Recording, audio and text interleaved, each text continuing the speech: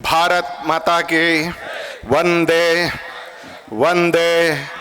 ಸ್ವಾತಂತ್ರ್ಯ ವೀರ ಸಾವರ್ಕರ್ ಅವರಿಗೆ ನಾನು ಅಂದ್ಕೊಂಡಿದ್ದೀನಿ ಎಡಗಡೆ ಕೂತಿರೋರು ಯಾರು ಎಡಪಂಥೀಯರು ಮತ್ತು ಕಮ್ಯುನಿಸ್ಟರು ಅಲ್ಲ ಅಂತ ಅಂದ್ಕೊಂಡಿದ್ದೀನಿ ನಾನು. ಅನ್ಸತ್ತೆ ಶಬ್ದನೇ ಬರ್ತಾ ಇಲ್ಲ ನಿಮ್ಮದು. ಸ್ವಾತಂತ್ರ್ಯ ವೀರ ಸಾವರ್ಕರ್ ಅವರಿಗೆ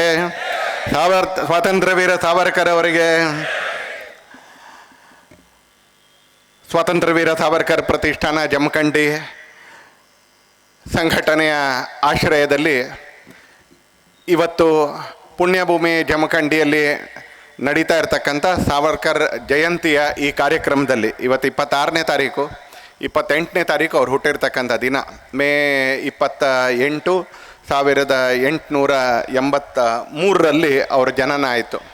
ಹಾಗೆ ಇನ್ನೆರಡು ದಿನದಲ್ಲಿ ಅವರ ಜನ್ಮದಿನದ 144ನೇ ಜನ್ಮದಿನ ಬರ್ತಾ ಇದೆ. ಆ ಸುಸಂದರ್ಭದಲ್ಲಿ ಸಾವರ್ಕರ್ ಅವರ ಕುರಿತು ಒಂದಷ್ಟು ಸಂಗತಿಗಳನ್ನ ನೆನಪು ಮಾಡ್ಕೊಳ್ಳೋದು, ಸಾವರ್ಕರ್ ಇವತ್ತು ಯಾಕೆ ಪ್ರಸ್ತುತ ಅನ್ನುವಂಥ ಸಂಗತಿಗಳನ್ನ ಮೆಲುಕು ಹಾಕುವುದು, ಸಾವರ್ಕರ್ ಅವರ ಜೀವನ ಭವಿಷ್ಯದ ಪೀಳಿಗೆಗಳಿಗೆ, ಸ್ವಾತಂತ್ರ್ಯ ಬಂದೋಗಿದೆ, ಯಾವುದಕ್ಕೋಸ್ಕರ ಅವರು ಪ್ರಾಣಾರ್ಪಣೆ ಮಾಡಿದ್ರು ಹೋರಾಡಿದ್ರು ಆ ಸ್ವಾತಂತ್ರ್ಯ ಬಂದೋಗಿದೆ, ಆದರೆ ಅವ್ರ ಜೀವನ ಭವಿಷ್ಯದ ಪೀಳಿಗೆಗಳಿಗೆ ಯಾವ ರೀತಿಯಲ್ಲಿ ಪ್ರಸ್ತುತ ಆದರ್ಶ ಅನ್ನೋದನ್ನು ನಾವು ಮೆಲುಕು ಹಾಕ್ಕೊಳ್ಳೋದಕ್ಕೋಸ್ಕರ ಇವತ್ತು ನಾವೆಲ್ಲರೂ ಕೂಡ ಇವತ್ತಿನ ಲೋಟಿಗೆ ಬಂದಿದ್ದೀವಿ. ನಾನು ಜಮಖಂಡಿ ಪುಣ್ಯಭೂಮಿ ಅಂತ ಹೇಳಿದೆ. ಇವತ್ತಿನ ಸಂದರ್ಭದಲ್ಲೂ ಕೂಡ ಜಮಖಂಡಿ ಪುಣ್ಯಭೂಮಿ, ಇವತ್ತಿನ ಕಾರ್ಯಕ್ರಮದ ಸಂದರ್ಭದಲ್ಲೂ ಕೂಡ ಪುಣ್ಯಭೂಮಿ. ಅನೇಕ ಕಾರಣಗಳಿಗೆ ಜಮಖಂಡಿ ಪುಣ್ಯಭೂಮಿ. ಸಾವರ್ಕರ್ ಅವರ ಅಣ್ಣ ಬಾಬಾ ಅಂತ ಅವ್ರನ್ನ ಕರೀತಿದ್ರು. ಸಾವರ್ಕರ್ ಅವರ ತಮ್ಮ ನಾರಾಯಣ ಸಾವರ್ಕರ್ ಅವರು, ಸಾವರ್ಕರ್ ಅವರ ತಮ್ಮನ್ನು ಬಾಳ ಅಂತ ಕರೀತಿದ್ರು. ಮಹಾರಾಷ್ಟ್ರ ಈ ಕಡೆ ಭಾಗದ ಉತ್ತರ ಕರ್ನಾಟಕದ ಪದ್ಧತಿಯಲ್ಲಿ ಎಲ್ರಿಗೂ ಉಪನಾಮ ಇರ್ತಕ್ಕಂಥದ್ದು, ಅಡ್ಡ ಹೆಸರು ಇರ್ತಕ್ಕಂಥದ್ದು ತುಂಬ ಸಹಜ. ಹಾಗೆ ಸಾವರ್ಕರ್ ಅವ್ರ ಅಣ್ಣ ನಾರಾಯಣರಾವ್ ಸಾವರ್ಕರ್ ಅವ್ರನ್ನ ಬಾಬಾ ಅಂತ ಕರೀತಿದ್ರು. ಸಾವರ್ಕರ್ಗೆ ತಾತ್ಯ ಅಂತ ಕರೀತಿದ್ರು. ಸಾವರ್ಕರ್ ಅವ್ರ ತಮ್ಮ ಗಣೇಶ್ ಸಾವರ್ಕರ್ಗೆ ಬಾಳ ಅಂತ ಕರೀತಿದ್ರು. ಜಮಖಂಡಿ ಯಾಕೆ ಪುಣ್ಯಭೂಮಿ ಇವತ್ತಿನ ಕಾರ್ಯಕ್ರಮದ ಹಿನ್ನೆಲೆಯಲ್ಲಿ ಅಂತ ಹೇಳಿದ್ರೆ, ನನಗೆ ಕಾರ್ಯಕರ್ತರು ತಿಳಿಸಿದ ಮಾಹಿತಿ ಪ್ರಕಾರ, ನನಗೆ ಗೊತ್ತಿರಲಿಲ್ಲ, ನಾನು ಅವ್ರಿಗೆ ಧನ್ಯವಾದ ತಿಳಿಸ್ತೀನಿ ಒಂದ್ಸಲಿ. ನನಗೆ ಕಾರ್ಯಕರ್ತರು ಕೊಟ್ಟಿರ್ತಕ್ಕಂಥ ಮಾಹಿತಿ ಪ್ರಕಾರ ಜಮಖಂಡಿ ಆ ಇಬ್ಬರು ಅಣ್ಣ ತಮ್ಮಂದರು ಅಂದರೆ ಬಾಬಾ ಮತ್ತು ಬಾಳ ಒಂದು ವಿಷಮ ಸನ್ನಿವೇಶದಲ್ಲಿ ಅವ್ರು 3 ತಿಂಗಳ ಕಾಲ ಜಮಖಂಡಿಯಲ್ಲಿ ಉಳ್ಕೊಂಡಿದ್ರು ಅಂತಾನೆ. ಹಾಗೆ ಸಾವರ್ಕರ್ ಅವರು ಕೂಡ 15 ದಿನ ಜಮಖಂಡಿಯಲ್ಲಿ ಉಳ್ಕೊಂಡಿದ್ರು. ಆ ಥರ 3 ಜನ ಅಣ್ಣ ತಮ್ಮಂದರು, ಬಾಬಾ, ತಾತ್ಯ ಮತ್ತು ಬಾಳ, ಯಾರು ತಮ್ಮ ಜೀವನವನ್ನು ಸ್ವಾತಂತ್ರ್ಯ ಲಕ್ಷ್ಮಿಯ ಆರಾಧನೆಗೆ, ಸ್ವಾತಂತ್ರ್ಯ ಲಕ್ಷ್ಮಿಯ ಪ್ರಾಪ್ತಿಗೆ ಸವಿಸಿದ್ರು. ಇಡೀ ಮನೆತನ ಇದಕ್ಕೋಸ್ಕರ ತನ್ನ ಸಮರ್ಪಣೆಯನ್ನು ಮಾಡಿಕೊಳ್ತೋ ಬಹುದೀರ್ಘ ಕಾಲ. ಆ ಥರದ ಸ್ವಾತಂತ್ರ್ಯ ವೀರ ಸಾವರ್ಕರ್ ಅವರ ಕುರಿತು ಸಂಸ್ಮರಣೆಗೋಸ್ಕರ, ಅವರ ಜಯಂತಿಯ ಸಂದರ್ಭದ ಸಂಸ್ಮರಣೆಗೆ ನಾವೆಲ್ಲರೂ ಕೂಡ ಸೇರಿದ್ದೀವಿ. 1883 ಮೇ 28ನೇ ತಾರೀಕಿನಿಂದ ಹಿಡಿದು 1966 ಫೆಬ್ರವರಿ 26ನೇ ತಾರೀಕಿನ ಮಧ್ಯದಲ್ಲಿ ಸಾವರ್ಕರ್ ಅನ್ನುವಂಥ ಒಂದು ದೈದೀಪ್ಯಮಾನವಾಗಿರ್ತಕ್ಕಂಥ ನಕ್ಷತ್ರ ಈ ದೇಶದ ಸ್ವಾತಂತ್ರ್ಯ ರಾಜಕೀಯ ಆಡಳಿತ ರಂಗದಲ್ಲಿ ಆಗಿ ಹೋಯಿತು ಅನ್ನೋದು ನಮ್ಮಲ್ಲಿ ತುಂಬ ಜನರಿಗೆ ಎಲ್ಲಿ ಓದಿ ಗೊತ್ತಾಗಬೇಕಾಗಿತ್ತು ಅಲ್ಲಿ ಓದಿ ಗೊತ್ತಾಗಲೇ ಇಲ್ಲ ಶಾಲೆಯಲ್ಲಿ. ಯಾರೋ ಸಂಘದ ಕಾರ್ಯಕರ್ತರು, ವಿದ್ಯಾರ್ಥಿ ಪರಿಷತ್ತಿನ ಕಾರ್ಯಕರ್ತರು, ಭಾರತೀಯ ಜನತಾ ಪಕ್ಷದ ಕಾರ್ಯಕರ್ತರು, ವಿಶ್ವ ಹಿಂದೂ ಪರಿಷತ್ತಿನ ಕಾರ್ಯಕರ್ತರು ಅವರು ಸಂಘದ ಸ್ಥಾನದಲ್ಲಿ ಶಾಖೆಯಲ್ಲಿ ಕತೆ ಕೇಳ್ತಾ ಸಾವರ್ಕರ್ ಅವ್ರ ಬಗ್ಗೆ ತಿಳ್ಕೊಳ್ತಾ ಬಂದು ಇವತ್ತು ವಕೀಲ್ ಸಾಹೇಬರು ವೇದಿಕೆ ಮೇಲಿದ್ದಾರೆ, ಅಧ್ಯಕ್ಷ ಸ್ಥಾನವನ್ನು ವಹಿಸಿದ್ದಾರೆ. ಹಾಗೆ ಪೂಜ್ಯ ವೇದಾಂತಾಚಾರ್ಯ ಶ್ರೀ ಕೃಷ್ಣಾನಂದ ಅವಧೂತರು ಕೂಡ ವೇದಿಕೆಯಲ್ಲಿದ್ದಾರೆ, ಆಶೀರ್ವಚನ ನೀಡಿದ್ದಾರೆ. ಅವರಿಬ್ಬರು ಸಾವರ್ಕರ್ ಅವರ ವ್ಯಕ್ತಿತ್ವದ ಅನೇಕ ಮಜಲುಗಳನ್ನ ಸಾಧಾರಣವಾಗಿ ನಮ್ಮ ಎದುರಿಗಿಟ್ಟಿದ್ದಾರೆ. ನಾನು ಅದು ಯಾವುದನ್ನು ಪ್ರಶ್ನೆ ಮಾಡೋಕ್ಕೆ ಅಂತ ಹೋಗಲಿಲ್ಲ ಅಂತ. ಇದನ್ನೆಲ್ಲ ಕೇಳ್ತಾ ಇರಬೇಕಾದ್ರೆ ಇಲ್ಲಿರ್ತಕ್ಕಂಥ ಅನೇಕರು ಯಾರು ಸಂಘಸ್ಥಾನಕ್ಕೆ ಬಂದಿಲ್ಲ, ಶಾಖೆಯಲ್ಲಿ ಸಾವರ್ಕರ್ ಕತೆ ಕೇಳಲಿಲ್ಲ, ಯಾರು ರಾಷ್ಟ್ರೋತ್ಥಾನದ ಭಾರತಿಯಲ್ಲಿ ವೀರ ಸಾವರ್ಕರ್ ಪುಸ್ತಕ ಓದಲಿಲ್ಲ, ಯಾರು ಶಿವರಾಮ ಅವರ ಆತ್ಮಾಹುತಿ ಪುಸ್ತಕವನ್ನು ಓದುವಂಥ ಭಾಗ್ಯ ನಮಗೆ ಸಿಗಲಿಲ್ಲ, ಯಾರಿಗೆ ಚಕ್ರವರ್ತಿ ಸೂಲಿಬೆಲೆ ಅವರ ವೀರ ಸಾವರ್ಕರ್ ಪುಸ್ತಕ ಸಿಗಲಿಲ್ಲ, ಅಂಥವ್ರಿಗೆ ಭಾಳ ಜನರಿಗೆ ವಿನಾಯಕ್ ದಾಮೋದರ್ ಸಾವರ್ಕರ್ ಅನ್ನುವಂಥ ಹೆಸರು ಕೂಡ ವಿವಾದದ ಕಾರಣಕ್ಕೆ ಗೊತ್ತೇ ಹೊರತು, ಎಲ್ಲೋ ಜವಾಹರ್ಲಾಲ್ ನೆಹರು, ಮಣಿಶಂಕರ ಅಯ್ಯರು, ಸಿದ್ದರಾಮಯ್ಯನಂಥವರು ನಿರ್ಮಿಸ್ತಕ್ಕಂಥ ಜಾತ್ಯತೀತ ವಿವಾದಗಳ ಕಾರಣಕ್ಕೆ ನಮ್ಮಲ್ಲಿ ಕೆಲವರಿಗೆ ಸಾವರ್ಕರ್ ಅವರ ಹೆಸರು ಗೊತ್ತಾಗತ್ತೆ ಹೊರತು, ಸಾವರ್ಕರು, ಬಾಬಾ, ತಾತ್ಯ, ಬಾಳ ತಮ್ಮ ಇಡೀ ಜೀವನವನ್ನು ಸ್ವಾತಂತ್ರ್ಯದ ಯಜ್ಞದಲ್ಲಿ ಹವಿಸ್ಸಿನ ಥರ ಅರ್ಪಿಸ್ಬಿಡ್ತಾರೆ. ಅತ್ತಿಗೆ ಯೇಸುವೈನಿ ಯಶೋಧಾಬಾಯಿ ತಮ್ಮ ಬಾಳ ಬ್ರಿಟಿಷ್ ಪೊಲೀಸರಿಂದ ಅರೆಸ್ಟ್ ಆದಾಗ, ದಸ್ತಗಿರಿ ಆದಾಗ ಸಾವರ್ಕರ್ ಜೈಲಲ್ಲಿ ಇರ್ತಾರೆ, ಸ್ಥಾನಬದ್ಧತೆಯಲ್ಲಿ ಇರ್ತಾರೆ, ಹೌಸ್ ಅರೆಸ್ಟ್ನಲ್ಲಿ ಇರ್ತಾರೆ. ಯೇಸುವಹಿನಿ ಸಾವರ್ಕರ್ ಅವ್ರಿಗೆ ಒಂದು ಪತ್ರ ಬರೀತಾಳೆ. ಬಾಬಾ ಜೈಲಲ್ಲಿದ್ದಾರೆ, ನೀವು ಸ್ಥಾನಬದ್ಧತೆಯಲ್ಲಿದ್ದೀರಿ, ಇವತ್ತು ತಮ್ಮ ಬಾಳ ಕೂಡ ಅರೆಸ್ಟ್ ಆಗಿದ್ದಾರೆ, ನನಗೆ ಗತಿ ಯಾರು ಅಂತ ಹೇಳಿದಾಗ ಸಾವರ್ಕರ್ ಯೇಸುವಹಿನಿಗೆ ದುಃಖದಲ್ಲಿದ್ದಾಳೆ ಆ ತಾಯಿ. ಆದರೆ ಆ ತಾಯಿಗೆ ಯಾವ ಥರ ಕ್ಷಾತ್ರ ತೇಜದಿಂದ ಉತ್ತರ ಕೊಡ್ತಾರೆ ಅಂತ ನೀವೇ ನೋಡಿ ಒಂದ್ಸಲಿ. ಮೈ ನವಿರೇಳುತ್ತೆ ನಮಗೆ. ಅವ್ರ ಪತ್ರದಲ್ಲಿ ಬರಿತಾ ಹೋಗ್ತಾರೆ, ಗಜೇಂದ್ರನ ಸೊಂಡೆಲಿನಿಂದ ಯಾವ ತಾವರೆಯನ್ನು ಶಿವನ ಪಾದಕ್ಕೆ ಅರ್ಪಿಸ್ತಾನೋ ಅದೇ ತಾವರೆನೇ ಧನ್ಯ. ಯಾಕಂದರೆ ಕೊಳದಲ್ಲಿ ಸಾವಿರಾರು ತಾವರೆ, ನೂರಾರು ತಾವರೆ ಇರುತ್ತೆ. ಆದರೆ ಯಾವುದೋ ಒಂದು ತಾವರೆಯನ್ನು ಗಜೇಂದ್ರ ತನ್ನ ಸೊಂಡಲಿನಿಂದ ತೆಗೆದು ಶಿವನ ಪಾದಕ್ಕೆ ಅರ್ಪಿಸ್ತಾನೆ, ಅಂಥ ತಾವರೆಯೇ ಧನ್ಯ ಅಂತೆಲ್ಲ ಹೇಳ್ತಾರೆ. ವೈನಿ, ಯೇಸುವಹಿನಿ, ನಿಮ್ಮ ಮನೆಯಲ್ಲಿ ನೀನು ಯಾವ ಮನೆಗೆ ಸೊಸೆಯಾಗಿ ಬಂದಿದೆಯಾ ಆ ಮನೆಯಲ್ಲಿ ಮೂರು ಜನ ಆ ಥರದ ಸ್ವಾತಂತ್ರ್ಯ ದೇವಿಗೆ ತಮ್ಮನ್ನು ತಾವು ಅರ್ಪಿಸ್ಕೊಳ್ತಕ್ಕಂಥ ಭಾಗ್ಯ ಈ ಮನೆತನಕ್ಕೆ ಸಿಕ್ಕಿದೆ. ನೀನು ಯಾವ ಮನೆಗೆ ಬಂದಿದೆಯಾ ಆ ಮನೆ ತಾಯಿ ಏನಾದರೂ ಬದುಕಿದ್ದಿದ್ರೆ, ನಮ್ಮಮ್ಮ ಬದುಕಿದ್ದಿದ್ರೆ, ಅಕಸ್ಮಾತ್ ನಮ್ಮ ತಾಯಿಗೆ 7 ಜನ ಮಕ್ಕಳಿದ್ದಿದ್ರೆ ಆಕೆ ಹರಸ್ತಿದ್ಲು. 7 ಜನ ಮಕ್ಕಳು ಸ್ವಾತಂತ್ರ್ಯ ಲಕ್ಷ್ಮಿಯ ಯಜ್ಞದಲ್ಲಿ ಇದೇ ರೀತಿ ಹವಿಸ್ಸಾಗಿ ಹೋಗಲಿ ಅಂತೇಳಿ ತಾಯಿ ಹರಸ್ತಿದ್ಲು ಅಂತ ಅತ್ತಿಗೆಗೆ ಜ್ಞಾಪಕ ಮಾಡಿಕೊಡ್ತಾರೆ ಒಂದ್ಸಲ.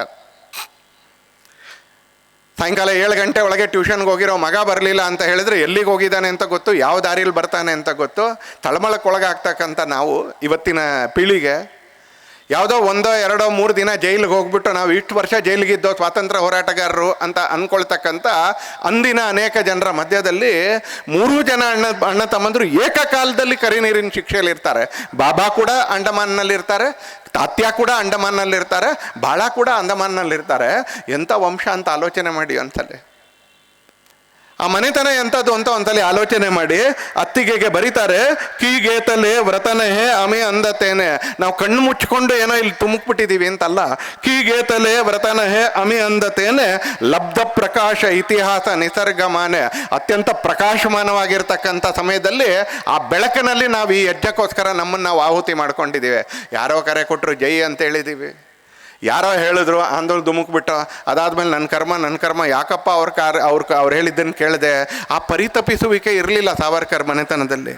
ಅವ್ರು ಹೇಳ್ತಾರೆ, ಕೀಗೇತಲೆ ವ್ರತನಹೇ ಅಮಿಹೆ ಅಂದತೇನೆ ಲಬ್ಧ ಪ್ರಕಾಶ ಇತಿಹಾಸ ನಿಸರ್ಗ ಮಾನೆ. ಜೇ ದಿವ್ಯವಾಹಕ ಮನೂನಿ ಅಸಾವಯಾಚೆ ಬುದ್ಧ್ಯಾಚಿ, ಬುದ್ಧಿಪೂರ್ವಕವಾಗಿ ಬುದ್ಧ್ಯಾಚಿ ವಾಣ ಧರಿಲೆ ಕರಿಹೇ ಸತೀಚಿ. ಯಾರೋ ಹೇಳಿದ್ ಕೇಳ್ಕೊಂಡು ಧುಮುಕಿಲ್ಲ ನಾವು, ಯಾವುದೋ ಆವೇಶಕ್ಕೊಳಗಾಗಿ ನಾವು ಧುಮುಕಲಿಲ್ಲ, ಯಾವುದೋ ಪ್ರಶಸ್ತಿ ಸಿಗುತ್ತೆ ಅಂತ ಧುಮುಕಲಿಲ್ಲ. ಆಮೇಲೆ ಸ್ವಾತಂತ್ರ್ಯ ಬಂದ ಮೇಲೆ MLA ಆಗ್ಬೋದು, MP ಆಗ್ಬೋದು, ಅಧಿಕಾರಸ್ಥರಾಗ್ಬೋದು ಅನ್ನೋ ಕಾರಣಕ್ಕೆ ಧುಮುಕಲಿಲ್ಲ. ಬುದ್ಧಿಪೂರ್ವಕವಾಗಿ ಅತ್ಯಂತ ಪ್ರಕಾಶಮಾನವಾಗಿರ್ತಕ್ಕಂಥ ಬೆಳಕಿನಲ್ಲಿ ನಾವು 3 ಜನ ಅಣ್ಣ ತಮ್ಮಂದ್ರೆ ಈ ಸ್ವಾತಂತ್ರ್ಯ ಲಕ್ಷ್ಮಿಗೆ ನಮ್ಮನ್ನು ನಾವು ಆವಾಹನೆ ಮಾಡಿಕೊಂಡು ಅರ್ಪಿಸ್ಕೊಳ್ತಾ ಇದ್ದೀವಿ ಅಂತ ಯೇಸುವಹಿನಿಗೆ ತಾತ್ಯ ವಿನಾಯಕ್ ದಾಮೋದರ್ ಸಾವರ್ಕರ್ ಅವ್ರ ಪತ್ರ ಬರೀತಾರೆ. ಈ ಥರದ ವ್ಯಕ್ತಿತ್ವ ಸ್ಮರಣೆ ಇವತ್ತು ನಾವು ಮಾಡ್ತಾ ಇದ್ದೀವಿ. ಅಂಥ ವ್ಯಕ್ತಿತ್ವ ಒಂದು 15 ದಿನ ತನ್ನ ಪಾದಗಳನ್ನ ಜಮಖಂಡಿಯಲ್ಲಿ ಮೂಡಿಸಿದ್ರು ಅನ್ನುವಂಥ ಕಾರಣಕ್ಕೂ ಕೂಡ ಅನೇಕ ಕಾರಣಗಳ ಜೊತೆಗೆ ಜಮಖಂಡಿ ಒಂದು ಪುಣ್ಯಭೂಮಿ ಅಂತ ನಾನು ಅಂದ್ಕೊಳ್ತೀನಿ ಅಂತ. ಅನೇಕ ಕಾರಣಗಳಿಗೆ ಜಮಖಂಡಿ ಪುಣ್ಯಭೂಮಿ. ಅದರಲ್ಲಿ ಒಂದು ಬಾಬಾ ಮತ್ತು ಬಾಳ ಇಲ್ಲೊಂದು 3 ತಿಂಗಳು ಇದ್ದರು, ತಾತ್ಯ ಕೂಡ ಒಂದು 15 ದಿವಸ ಇಲ್ಲಿ ಬಂದಿದ್ರು. ಆ ಕಾರಣಕ್ಕೂ ಇದು ಪುಣ್ಯಭೂಮಿ. ಬಂಧುಗಳೇ, ಈ ದೇಶಕ್ಕೆ ಸ್ವಾತಂತ್ರ್ಯ ಅನೇಕ ಕಾರಣಗಳಿಗೆ ಸಿಕ್ತು. ನಮಗೆ ಇತಿಹಾಸ ಏನನ್ನು ಕಲಿಸುತ್ತೆ? ಸತ್ಯಾಗ್ರಹದ ಕಾರಣಕ್ಕೆ ಮಾತ್ರ ಸಿಕ್ತು ಅಂತ. ಆ ಮಾತ್ರ ಅನ್ನೋದನ್ನು ಮಾತ್ರ ತೆಗೆದಾಕ್ಲಿಕ್ಕೆ ನಾನು ಬಯಸ್ತೀನಿ. ಒಂದ್ಸಲಿ ಸತ್ಯಾಗ್ರಹದ ಕಾರಣಕ್ಕೂ ಸಿಕ್ತು. ಗಾಂಧೀಜಿ ಉಪ್ಪಿನ ಸತ್ಯಾಗ್ರಹ ಮಾಡಿದ್ದಕ್ಕೂ ಸಿಕ್ತು. ಗಾಂಧೀಜಿ ದುಂಡು ಮೇಜಿನ ಪರಿಷತ್ತಿಗೆ ಹೋಗಿದ್ದಕ್ಕೂ ಸಿಕ್ತು. ಹೀಗೆ ಅನೇಕ ಕಾರಣಗಳಿಗೆ ಈ ಎಲ್ಲ ಕಾರಣಗಳು ಹೌದು. ಆದರೆ ನಮ್ಮ ದೇಶದ ಪಠ್ಯಪುಸ್ತಕಗಳನ್ನ ಸ್ವಾತಂತ್ರ್ಯ ಬಂದ ನಂತರ ಕಮ್ಯುನಿಸ್ಟರ ಪ್ರಭಾವಕ್ಕೊಳಗಾಗಿ ಜೊತೆಗೆ ಸ್ವಂತದ್ದೇ ಅಭದ್ರತೆಯಿಂದ ಕೂಡಿದ್ದಂಥ ಜವಾಹರ್ಲಾಲ್ ನೇತೃತ್ವದ ಕಾಂಗ್ರೆಸ್ಸು ಇವೆಲ್ಲದರ ಜೊತೆಗೆ ಇನ್ನೂ ಒಂದಷ್ಟು ಸಂಗತಿಗಳೈತಲ್ಲ, ಅದನ್ನು ತೆಗೆದೇ ಹಾಕ್ಬಿಟ್ರು. ಇಲ್ಲಿ ಕೂತ್ಕೊಂಡಿರೋರು ನಾನು ಮತ್ತು ನೀವು ಇವತ್ತು ನಾವೇನು ಓದ್ತಾ ಇದ್ದೀವಿ, ನಾನು ಇವತ್ತೇನು ಕೇಳ್ತಾ ಇದ್ದೀವಿ, ಪೂಜ್ಯ ಅವಧೂತರು ಹೇಳಿರ್ತಕ್ಕಂಥ ಮಾತನ್ನು, ಪೂಜ್ಯ ವಕೀಲ್ ಸಾಹೇಬರು ಹೇಳಿರ್ತಕ್ಕಂಥ ಮಾತನ್ನು, ಅಥವಾ ಕಾರ್ಯಕ್ರಮದ ನಿರೂಪಣೆ ಮಾಡಿದ ಹೇಳಿರ್ತಕ್ಕಂಥ ಅವ್ರ ಮಾತುಗಳನ್ನ ನಾವು ಇಲ್ಲಿರ್ತಕ್ಕಂಥವ್ರು ಯಾರೂ ಕೂಡ ವಯಸ್ಕರು ನಮ್ಮ ಪಠ್ಯ ಪುಸ್ತಕಗಳಲ್ಲಿ ಓದಲಿಲ್ಲ. ನೀವೆಲ್ಲರೂ ಕೊಟ್ಟಿರೋ ಓಟಿನ ಮಹಾತ್ಮೀಕರಣಕ್ಕೆ ಬಂದಿರೋ ಸರ್ಕಾರ ಈಗ ಪಠ್ಯ ಪುಸ್ತಕದಲ್ಲಿ ಸಾವರ್ಕರ್ ಕಥೆಯನ್ನು ಸೇರಿಸಿದೆ, ಶಿವಾಜಿ ಕಥೆಯನ್ನು ಸೇರಿಸಿದೆ ಅನ್ಸಲಿ. ಆದರೆ ಈಗ ನಾವು ಪುಸ್ತಕ ಓದುವಂಥ ವಯಸ್ಸನ್ನು ನಾವು ದಾಟಿದ್ದೀವಿ. ನಾವು ಇಲ್ಲಿ ಕೂತ್ಕೊಂಡಿರ್ತಕ್ಕಂಥವ್ರು ಯಾರೂ ಕೂಡ ಯಾಕೆ ಅಂತ ಕೇಳಿದ್ರೆ, ಸ್ವಾತಂತ್ರ್ಯದ ನಂತರ ಏನು ಅಧಿಕಾರಕ್ಕೆ ಬಂದರೂ ಆ ಕಾಂಗ್ರೆಸ್ನವ್ರಿಗಿದ್ದಂಥ ಒಂದು ಬಹುದೊಡ್ಡದಾಗಿರ್ತಕ್ಕಂಥ ಅಭದ್ರತೆ. ಹಾಗೆ ಅವ್ರು ಯಾರು ಹೆಗಲ ಮೇಲೆ ಕೈ ಇಟ್ಟರು ಅಂತ ಕೇಳಿದ್ರೆ ಅವ್ರು ರಾಷ್ಟ್ರೀಯವಾದಿಗಳ ಹೆಗಲ ಮೇಲೆ ಕೈ ಇಡಲಿಲ್ಲ, ಅಥವಾ ನಿಷ್ಠುರವಾದಿಗಳ ಹೆಗಲ ಮೇಲೂ ಕೂಡ ಕೈ ಇಡಲಿಲ್ಲ. ಅವರು ಸತ್ಯ ಹೇಳೋರ ಹೆಗಲ ಮೇಲೂ ಕೂಡ ಕೈ ಇಡಲಿಲ್ಲ. ಅವರು ಕಮ್ಯುನಿಸ್ಟ್ರ ಹೆಗಲ ಮೇಲೆ ಕೈ ಇಟ್ಟರು ಅನ್ಸತ್ತೆ. ಅವ್ರು ಕಮ್ಯುನಿಸ್ಟ್ರ ಹೆಗಲ ಮೇಲೆ ಕೈ ಇಟ್ಟರು. ಆ ಕಮ್ಯುನಿಸ್ಟ್ರಿಗೆ ಆಧಾರ ಆಗಿದ್ದಿದ್ದು ಅಬ್ದುಲ್ ಕಲಾಂ, ಆ ಸಂದರ್ಭದಲ್ಲಿ ಶಿಕ್ಷಣ ಮಂತ್ರಿಗಳಾಗಿದ್ದಂಥವ್ರು. ಹಾಗೆ ಅವರು ಇತಿಹಾಸವನ್ನು ನಿಧಾನಕ್ಕೆ ನಾವು ಗ್ರಾಫಿಕ್ ಎಡಿಟಿಂಗ್ ಮಾಡಬೇಕಾದ್ರೆ ಹತ್ರ ತರ್ತೀವಲ್ಲ, ಕೆಲವೊಂದು ಡಿಲೀಟ್ ಮಾಡ್ತಾ ಹೋಗ್ತೀವಿ ಅಂತಾರೆ. ಡಿಲೀಟ್ ಮಾಡ್ತಾ ಅದನ್ನು ಹತ್ರ ಹೇಗೆ ತರ್ತೀವೋ ಹಾಗೆ ಸ್ವಾತಂತ್ರ್ಯ ಹೋರಾಟವನ್ನು ಕೂಡ ನನಗೂ ನಿಮಗೂ ಇಲ್ಲಿ ಕೂತ್ಕೊಂಡಿರ್ತಕ್ಕಂಥ ಎಲ್ರಿಗೂ, ಅಕಸ್ಮಾತ್ ಯಾರಾದರೂ ಮಕ್ಕಳಿದ್ರೆ ಅವರನ್ನು ಬಿಟ್ಟು, ಅಕಸ್ಮಾತ್ ಯಾರಾದರೂ 10ನೇ ಕ್ಲಾಸಿನ ಒಳಗಿರ್ತಕ್ಕಂಥ ಮಕ್ಕಳಿದ್ರೆ ಅವರನ್ನು ಬಿಟ್ಟು ಉಳಿದವರೆಲ್ಲರಿಗೂ ಕೂಡ ಒಂದು ಸಣ್ಣ ಕಿಂಡಿಯಲ್ಲಿನ ಸ್ವಾತಂತ್ರ್ಯ ಹೋರಾಟವನ್ನು ನಮ್ಗೆ ಹೇಳ್ಕೊಟ್ರು. ಅವು ಸತ್ಯ, ಅದು ಸತ್ಯ ಅಂತ ಹೇಳಲಿಲ್ಲ. ಸತ್ಯಾಗ್ರಹ ಮಾಡಿದ್ರಿಂದ ಸ್ವಾತಂತ್ರ್ಯ ಬರಲಿಲ್ಲ ಅಂತ ನಾನು ಹೇಳೋದಿಲ್ಲ. ಉಪ್ಪಿನ ಸತ್ಯಾಗ್ರಹ ಮಾಡಿದ್ರಿಂದ ಸ್ವಾತಂತ್ರ್ಯ ಬರಲಿಲ್ಲ ಅಂತ ನಾನು ಹೇಳೋದಿಲ್ಲ. ದುಂಡು ಮೇಜಿನ ಪರಿಷತ್ತಿಗೆ ಹೋಗಿದ್ದು ವ್ಯರ್ಥ ಅಂತ ನಾನೇನು ಹೇಳೋದಿಲ್ಲ. ಆದರೆ ಅದರಿಂದ ಮಾತ್ರ ಸ್ವಾತಂತ್ರ್ಯ ಬಂತು ಅಂತ ಹೇಳಿದ್ರೆ ನೇತಾಜಿ ಸುಭಾಷ್ ಚಂದ್ರ ಬೋಸ್ ಏನು ಸ್ವಾಮಿ, ಭಗತ್ ಸಿಂಗ್ ಏನು ಸ್ವಾಮಿ, ಚಂದ್ರಶೇಖರ್ ಆಜಾದ್ ಏನು ಸ್ವಾಮಿ, ರಾಜಗುರು ಏನು ಸ್ವಾಮಿ, ಚಾಪೇಕರ್ ಸಹೋದರರೇನು, ಅನಂತ್ ಕಾನೇರೆ ಏನು, ವಾಸುದೇವ್ ಬಲವಂತ್ ಫಡ್ಕೆ ಏನು, ವೀರ ಸಾವರ್ಕರ್ ಏನು, ಇವರೆಲ್ಲ ಏನಾಗಾದ್ರೆ ಇವರೆಲ್ಲ ಗಂಜಿ ತಿನ್ಕೊಂಡು ಕೂತಿದ್ರ ಆ ಕಾಲದಲ್ಲಿ? ಹಾಗಾದ್ರೆ ಚಂದ್ರಶೇಖರ್ ಆಜಾದ್ ತನ್ನ ಜೀವನದ ಕಡೆಯ ದಿನ ಬ್ರಿಟಿಷ್ ಪೊಲೀಸರು ತನ್ನನ್ನು ಸುತ್ತುವರೆದಿರಬೇಕಾದ್ರೆ ಪ್ರಯಾಗ್ರಾಜಲ್ಲಿ, ಇವತ್ತಿನ ಪ್ರಯಾಗ್ರಾಜ್ದಲ್ಲಿ ಇರ್ತಕ್ಕಂಥ ಆಲ್ಫ್ರೆಡ್ ಪಾರ್ಕ್ನಲ್ಲಿ ತನ್ನ ಹಣೆಗೆ ತನ್ನದೇ ಆಗಿರ್ತಕ್ಕಂಥ ಬಂದೂಕು ಬುಮ್ತುಲ್ ಬುಖಾರ ಅಂತಕ್ಕಂಥ ಬಂದೂಕಿನಿಂದ ಉಳಿದಿದ್ದಂಥ ಕಡೇ ಗುಂಡು ಅದನ್ನು ತನ್ನ ಹಣೆಗೆ ಹೊರೆದುಕೊಂಡು ಆತ ಪ್ರಾಣಾರ್ಪಣೆ ಮಾಡ್ತಾನೆ. ಯಾಕೆಂದರೆ ಬಾಲ್ಯದಲ್ಲಿ ಕಾಶಿಲ್ ಪ್ರತಿಜ್ಞೆ ಮಾಡಿದ್ದ, ಬಾಲ್ಯದಲ್ಲಿ ಕಾಶಿಲ್ ಪ್ರತಿಜ್ಞೆ ಮಾಡಿದ್ದ, ಈ ಬ್ರಿಟಿಷರಿಗೆ ನಾನು ಇನ್ನೊಂದ್ಸಲಿ ಜೀವಂತವಾಗಿ ಸಿಗೋದಿಲ್ಲ ಅಂತ. ಆ ಪ್ರತಿಜ್ಞೆ ಉಳಿಸ್ಕೊಳ್ಳೋಕ್ಕೆ ಪ್ರಾಣಾರ್ಪಣೆ ಮಾಡಿದ್ರಲ್ಲ ಚಂದ್ರಶೇಖರ್ ಆಜಾದ್, ಅವ್ರು ಏನು ತೌಡುಗುತ್ತಿದ್ರ ಸ್ವಾತಂತ್ರ್ಯಕ್ಕೋಸ್ಕರ ಪ್ರಾಣಾರ್ಪಣೆ ಮಾಡಿದೆ. ಯಾಕೆ ಅವ್ರ ಚರಿತ್ರೆಯನ್ನು ಬಿಟ್ರಿ ಅಂತ, ಯಾಕೆ ಅವ್ರ ಚರಿತ್ರೆಯನ್ನು ಬಿಟ್ರಿ? ಹೈದರ್ ಅಲಿ ಟಿಪ್ಪು ಸುಲ್ತಾನನ ಇತಿಹಾಸ ಹೇಳ್ತೀರಿ, ಒನಕೆ ಓಬವ್ವನ ಬಗ್ಗೆ ಯಾಕೆ ಹೇಳೋದಿಲ್ಲ? ಹೈದರ್ ಅಲಿ ಟಿಪ್ಪು ಸುಲ್ತಾನನ ಬಗ್ಗೆ ಪುಟಗಟ್ಟಲೆ ನಮ್ಮ ಮಕ್ಕಳಿಗೆ ಕಲಿಸ್ತೀರಿ, ಮದಕರಿ ನಾಯಕನ ಬಗ್ಗೆ ಯಾಕೆ ಹೇಳೋದಿಲ್ಲ? ಮೈಸೂರು ಒಡೆಯರ್ ಬಗ್ಗೆ ಯಾಕೆ ಹೇಳೋದಿಲ್ಲ ಅಂತಲ್ಲ. 40 ವರ್ಷ 50 ವರ್ಷ ಬೆಂಗಳೂರಿನಿಂದ ಮೈಸೂರಿಗೆ ಟಿಪ್ಪು ಎಕ್ಸ್ಪ್ರೆಸ್ ಓಡಿಸೋರಿಗೆ ಒಡೆಯರ್ ಎಕ್ಸ್ಪ್ರೆಸ್ ಅಂತ ಹೆಸರಿಟ್ಟು ಕೂಡಲೇ ಅಡಿಯಲ್ಲಿ ಬೆಂಕಿ ಆದಂಗೆ ಯಾಕೆ ಅನ್ಸುತ್ತೆ ಇವತ್ತಿನ ಕಾಂಗ್ರೆಸ್ನವ್ರಿಗೆ, ಅವತ್ತಿನ ಕಾಂಗ್ರೆಸ್ನವ್ರಿಗೆ? ನಾನು ರಾಜಕೀಯ ಮಾತಾಡೋದಿಲ್ಲ, ನಾನು ಇರೋದು ರಾಜಕೀಯ ಪಕ್ಷದ ಜವಾಬ್ದಾರಿ. ಆದರೆ ನಾನು ಮಾತಾಡ್ತಾ ಇರ್ತಕ್ಕಂಥದ್ದು ಇತಿಹಾಸ. ಶಿಕ್ಷಣ ಕ್ಷೇತ್ರದ ಅನೇಕರಿದ್ದಾರೆ, ಅವರೆಲ್ರಿಗೂ ಗೊತ್ತು. ಹೇಳೋಕ್ಕಾಗದೇ ಹೇಳಬೇಕಾಗಿದ್ದಂಥ ಹೇಳದೇ ಇರ್ತಕ್ಕಂಥ ಈ ಥರದ 1000 ಸಂಗತಿಗಳಿದ್ದಾವೆ ಅಂತ ಶಿಕ್ಷಣ ಕ್ಷೇತ್ರದ ಅನೇಕ ಗಣ್ಯರಿಗೆ ಗೊತ್ತಿದೆ ಅಲ್ಲಿ ಅಂತಲೇ. ಆ ಥರ ತಮ್ಮ ಅಭದ್ರತೆಯ ಕಾರಣಕ್ಕೆ ಸ್ವಾತಂತ್ರ್ಯ ಬಂತು. ಹೇಗೆ ಅಧಿಕಾರಕ್ಕೆ ಬಂದರು ಜವಾಹರ್ಲಾಲ್ ನೆಹರು ಅಂತ ಕೇಳಿದ್ರೆ ಒಂದೇ ಒಂದು, ಗಾಂಧೀಜಿಯವರ ಆಶೀರ್ವಾದ ಇತ್ತು. ಕಾಂಗ್ರೆಸ್ಸಿನ ಒಳಗೂ ಬೆಂಬಲ ಇರಲಿಲ್ಲ, ಜನತೆ ಬೆಂಬಲ ಅಂತೂ ದೇವರಾಣೆ ಇರಲಿಲ್ಲ, ಎರಡೂ ಇರಲಿಲ್ಲ. ಗಾಂಧೀಜಿಯವ್ರ ಬೆಂಬಲ ಇತ್ತು, ಇರಲಿ, ಅದಕ್ಕೆ ನಮಗೇನು, ಅದು ಅವ್ರ ಸಂಘಟನೆ, ಆ ಕಾಲದ ಸಂಘಟನೆ, ಅದ್ರ ಬಗ್ಗೆ ನಾವು ಟಿಪ್ಪಣಿ ಮಾಡಲ್ಲ. ಗಾಂಧೀಜಿಯವರು ಯಾಕೆ ಸಮರ್ಥನೆ ಕೊಟ್ಟರು ಅದ್ರ ಬಗ್ಗೆನೂ ನಮ್ದೇನು ಟೀಕೆ ಇಲ್ಲ, ನಮ್ಮದೇನು ಟಿಪ್ಪಣಿ ಇಲ್ಲ. ಆದರೆ ಕಾಂಗ್ರೆಸ್ಸಿನ ಒಳಗೂ ಬೆಂಬಲ ಇರಲಿಲ್ಲ ಜವಾಹರ್ಲಾಲ್ ನೆಹರುಗೆ, ಹಾಗೆ ಕಾಂಗ್ರೆಸ್ಸಿನ ಹೊರಗೆ ಜನತೆಯ ಬೆಂಬಲ ಕೂಡ ಇರಲಿಲ್ಲ ಅಂತಕ್ಕಂಥದ್ದು ಸಾರ್ವಕಾಲಿಕವಾಗಿರ್ತಕ್ಕಂಥ ಸತ್ಯ, ಸಾರ್ವಕಾಲಿಕವಾಗಿರ್ತಕ್ಕಂಥ ಸತ್ಯ. ಅಕಸ್ಮಾತ್ 1947 ನಂತರ ಸರ್ಕಾರ ಬರುವಂಥ ಸಂದರ್ಭದಲ್ಲಿ ಗಾಂಧೀಜಿ ಜವಾಹರ್ಲಾಲ್ ನೆಹರುವನ್ನೇ ಪ್ರಧಾನಮಂತ್ರಿ ಮಾಡಬೇಕು ಅಂತ ಹಠ ಹಿಡಿದಿದ್ದಿದ್ರೆ, ಇತಿಹಾಸ ಹೇಳ್ತಾ ಇದ್ದೀನಿ ನಾನು, ರಾಜಕೀಯ ಹೇಳ್ತಾ ಇಲ್ಲ. ಮತ್ತೊಂದಲ್ಲಿ ಹೇಳ್ತೀನಿ, ಇತಿಹಾಸ ಹೇಳ್ತಾ ಇದ್ದೀನಿ ನಾನು, ರಾಜಕೀಯ ಹೇಳ್ತಾ ಇಲ್ಲ. ಅಕಸ್ಮಾತ್ ಮಹಾತ್ಮ ಗಾಂಧೀಜಿ ಕಾಂಗ್ರೆಸ್ಸಿನ ಕೋರ್ ಸಮಿತಿಯಲ್ಲಿ, ಕೇಂದ್ರೀಯ ಸಮಿತಿಯಲ್ಲಿ ಗಾಂಧೀಜಿ ಹಠ ಹಿಡಿದೇ ಇದ್ದಿದ್ರೆ ಈ ದೇಶ ವಲ್ಲಭಾಯ್ ಪಟೇಲ್ ಅವ್ರನ್ನ ಮೊದಲನೇ ಪ್ರಧಾನಮಂತ್ರಿಯಾಗಿ ಪಡೀತಿತ್ತು. ಪ್ರಜಾಪ್ರಭುತ್ವದ ಪ್ರಕಾರ ಅವ್ರು ಓಟ್ ಹಾಕಿದ್ದಿದ್ರೆ ಕಾಂಗ್ರೆಸ್ನಲ್ಲಿ. ಜವಾಹರ್ಲಾಲ್ ನೆಹರು ಈ ದೇಶದಲ್ಲಿ ಪ್ರಧಾನಮಂತ್ರಿ ಆಗಿದ್ದು ಒಂದೇ ಒಂದು ಕಾರಣಕ್ಕೆ, ಗಾಂಧೀಜಿ ಕಾರಣಕ್ಕೆ. ಆ ಗಾಂಧೀಜಿ ಹೋದ ಮೇಲೆ ಜವಾಹರ್ಲಾಲ್ ನೆಹರುಗೆ ಏನು ರಾಜಕೀಯ ಅಭದ್ರತೆ ಕಾಡ್ತಾ ಇತ್ತು. The political insecurity that was affecting Jawaharlal Nehru made Jawaharlal Nehru to submerge all the other activities of independent struggle other than Gandhiji and Nehru. Gandhiji ಮತ್ತು ನೆಹರು ಬಿಟ್ಟು ಉಳಿದೆಲ್ಲ ಸಂಗತಿಗಳನ್ನ ದಬಾಯಿಸುವಂಥ ಕೆಲಸದಲ್ಲಿ ಆ ಸಂದರ್ಭದಲ್ಲಿ ಇರ್ತಕ್ಕಂಥ ಕಾಂಗ್ರೆಸ್ಸು ಮತ್ತು ಅದರ ಎಕೋಸಿಸ್ಟಮ್ ಅಂತ ಏನು ಕರಿತೀವಿ ಅವ್ರು ಮಾಡ್ತಾ ಹೋದರು. ಹಾಗಾಗಿ ಬಂಧುಗಳೇ, ಇವತ್ತು ಅವಧೂತರು ಹೇಳಿದಾಗ, ಇವತ್ತು ವಕೀಲ್ ಸಾಹೇಬರು ಹೇಳಿದಾಗ, ಇವತ್ತು ನಿರೂಪಕರು ಹೇಳಿದಾಗ ಅನೇಕ ಸಂಗತಿಗಳು ಈಗ ಎಲ್ಲಿದ್ದು ಹೇಳ್ತಾರೆ. ಈಗ RSSನವ್ರು ಹೇಳ್ತಾರೆ. ಯಾಕೆ RSSನವ್ರು ಹೇಳಿದ್ರೆ ತಪ್ಪ? ಯಾಕೆ ಸಾವರ್ಕರ್ ಪ್ರತಿಷ್ಠಾನದವ್ರು ಹೇಳಿದ್ರೆ ತಪ್ಪ? ಇತಿಹಾಸದ ಪುಟಗಳಿಂದ ತೆಗೆದುಬಿಟ್ಟು ಸಾವರ್ಕರ್ ಪ್ರತಿಷ್ಠಾನದವರು RSSನವ್ರು ಹೇಳಿದ್ರೆ RSSನವ್ರು ಹೇಳಿದ ಕಾರಣಕ್ಕೆ ಯಾಕೆ ತಪ್ಪಾಗುತ್ತದು? ಹೇಳಿದ ಕಾರಣಕ್ಕೆ ಯಾಕೆ ತಪ್ಪಾಗುತ್ತೆ ಅಂತ ಸಾವರ್ಕರು ನಮ್ಮ ಮಧ್ಯದಲ್ಲಿ ಸ್ವಾತಂತ್ರ್ಯದ ಇತಿಹಾಸದಲ್ಲಿ ತನ್ನದೇ ಆಗಿರ್ತಕ್ಕಂಥ ಚಾಪೊತ್ತಿ, ತನ್ನದೇ ಆಗಿರ್ತಕ್ಕಂಥ ಚಾಪ್ ಹೊತ್ತಿ 1966ರಲ್ಲಿ ಅಸ್ತಂಗತರಾದರು, ನಿಧನರಾದ್ರು. ಏನು ಸಾವರ್ಕರ್ ಅಂತ ಕೇಳೋದಕ್ಕಿಂತ ಏನಲ್ಲ ಸಾವರ್ಕರ್ ಅಂತ ಕೇಳಿದ್ರೆ ಏನಕ್ಕೂ ಉತ್ತರನ ಸಿಗೋದಿಲ್ಲ ನಮಗೆ, ಯಾವುದಕ್ಕೂ ಉತ್ತರ ಸಿಗೋದಿಲ್ಲ.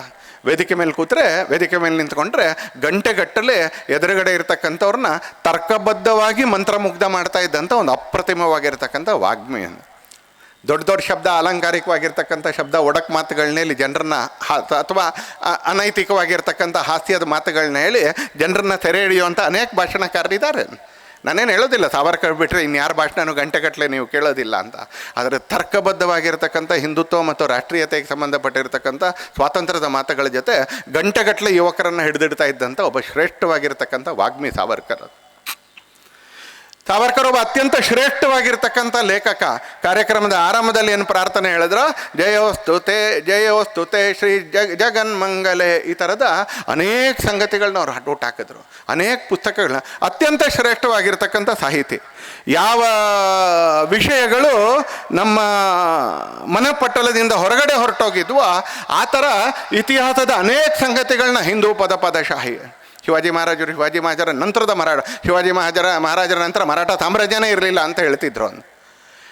ಹಿಂದೂ ಪದಶಾಹಿಯಲ್ಲಿ ಶಿವಾಜಿ ಮಹಾರಾಜರ ನಂತರ ಕೂಡ ಹೇಗೆ ಶಿವಾಜಿ ಮಹಾರಾಜರ ಪ್ರಭಾವದ ಕಾರಣಕ್ಕೆ, ಅವ್ರ ಸಾಮರ್ಥ್ಯದ ಕಾರಣಕ್ಕೆ, ಅವ್ರು ಬಿಟ್ಟು ಹೋಗಿದ್ದಂಥ ಲಿಗೆಸಿ ಪರಂಪರೆಯ ಕಾರಣಕ್ಕೆ ಹೇಗೆ ಹಿಂದೂ ಸಾಮ್ರಾಜ್ಯ ಮುಂದುವರಿತು, ಹಿಂದೂ ಪದಶಾಹಿ ಪುಸ್ತಕ ಬರೆದ್ರು.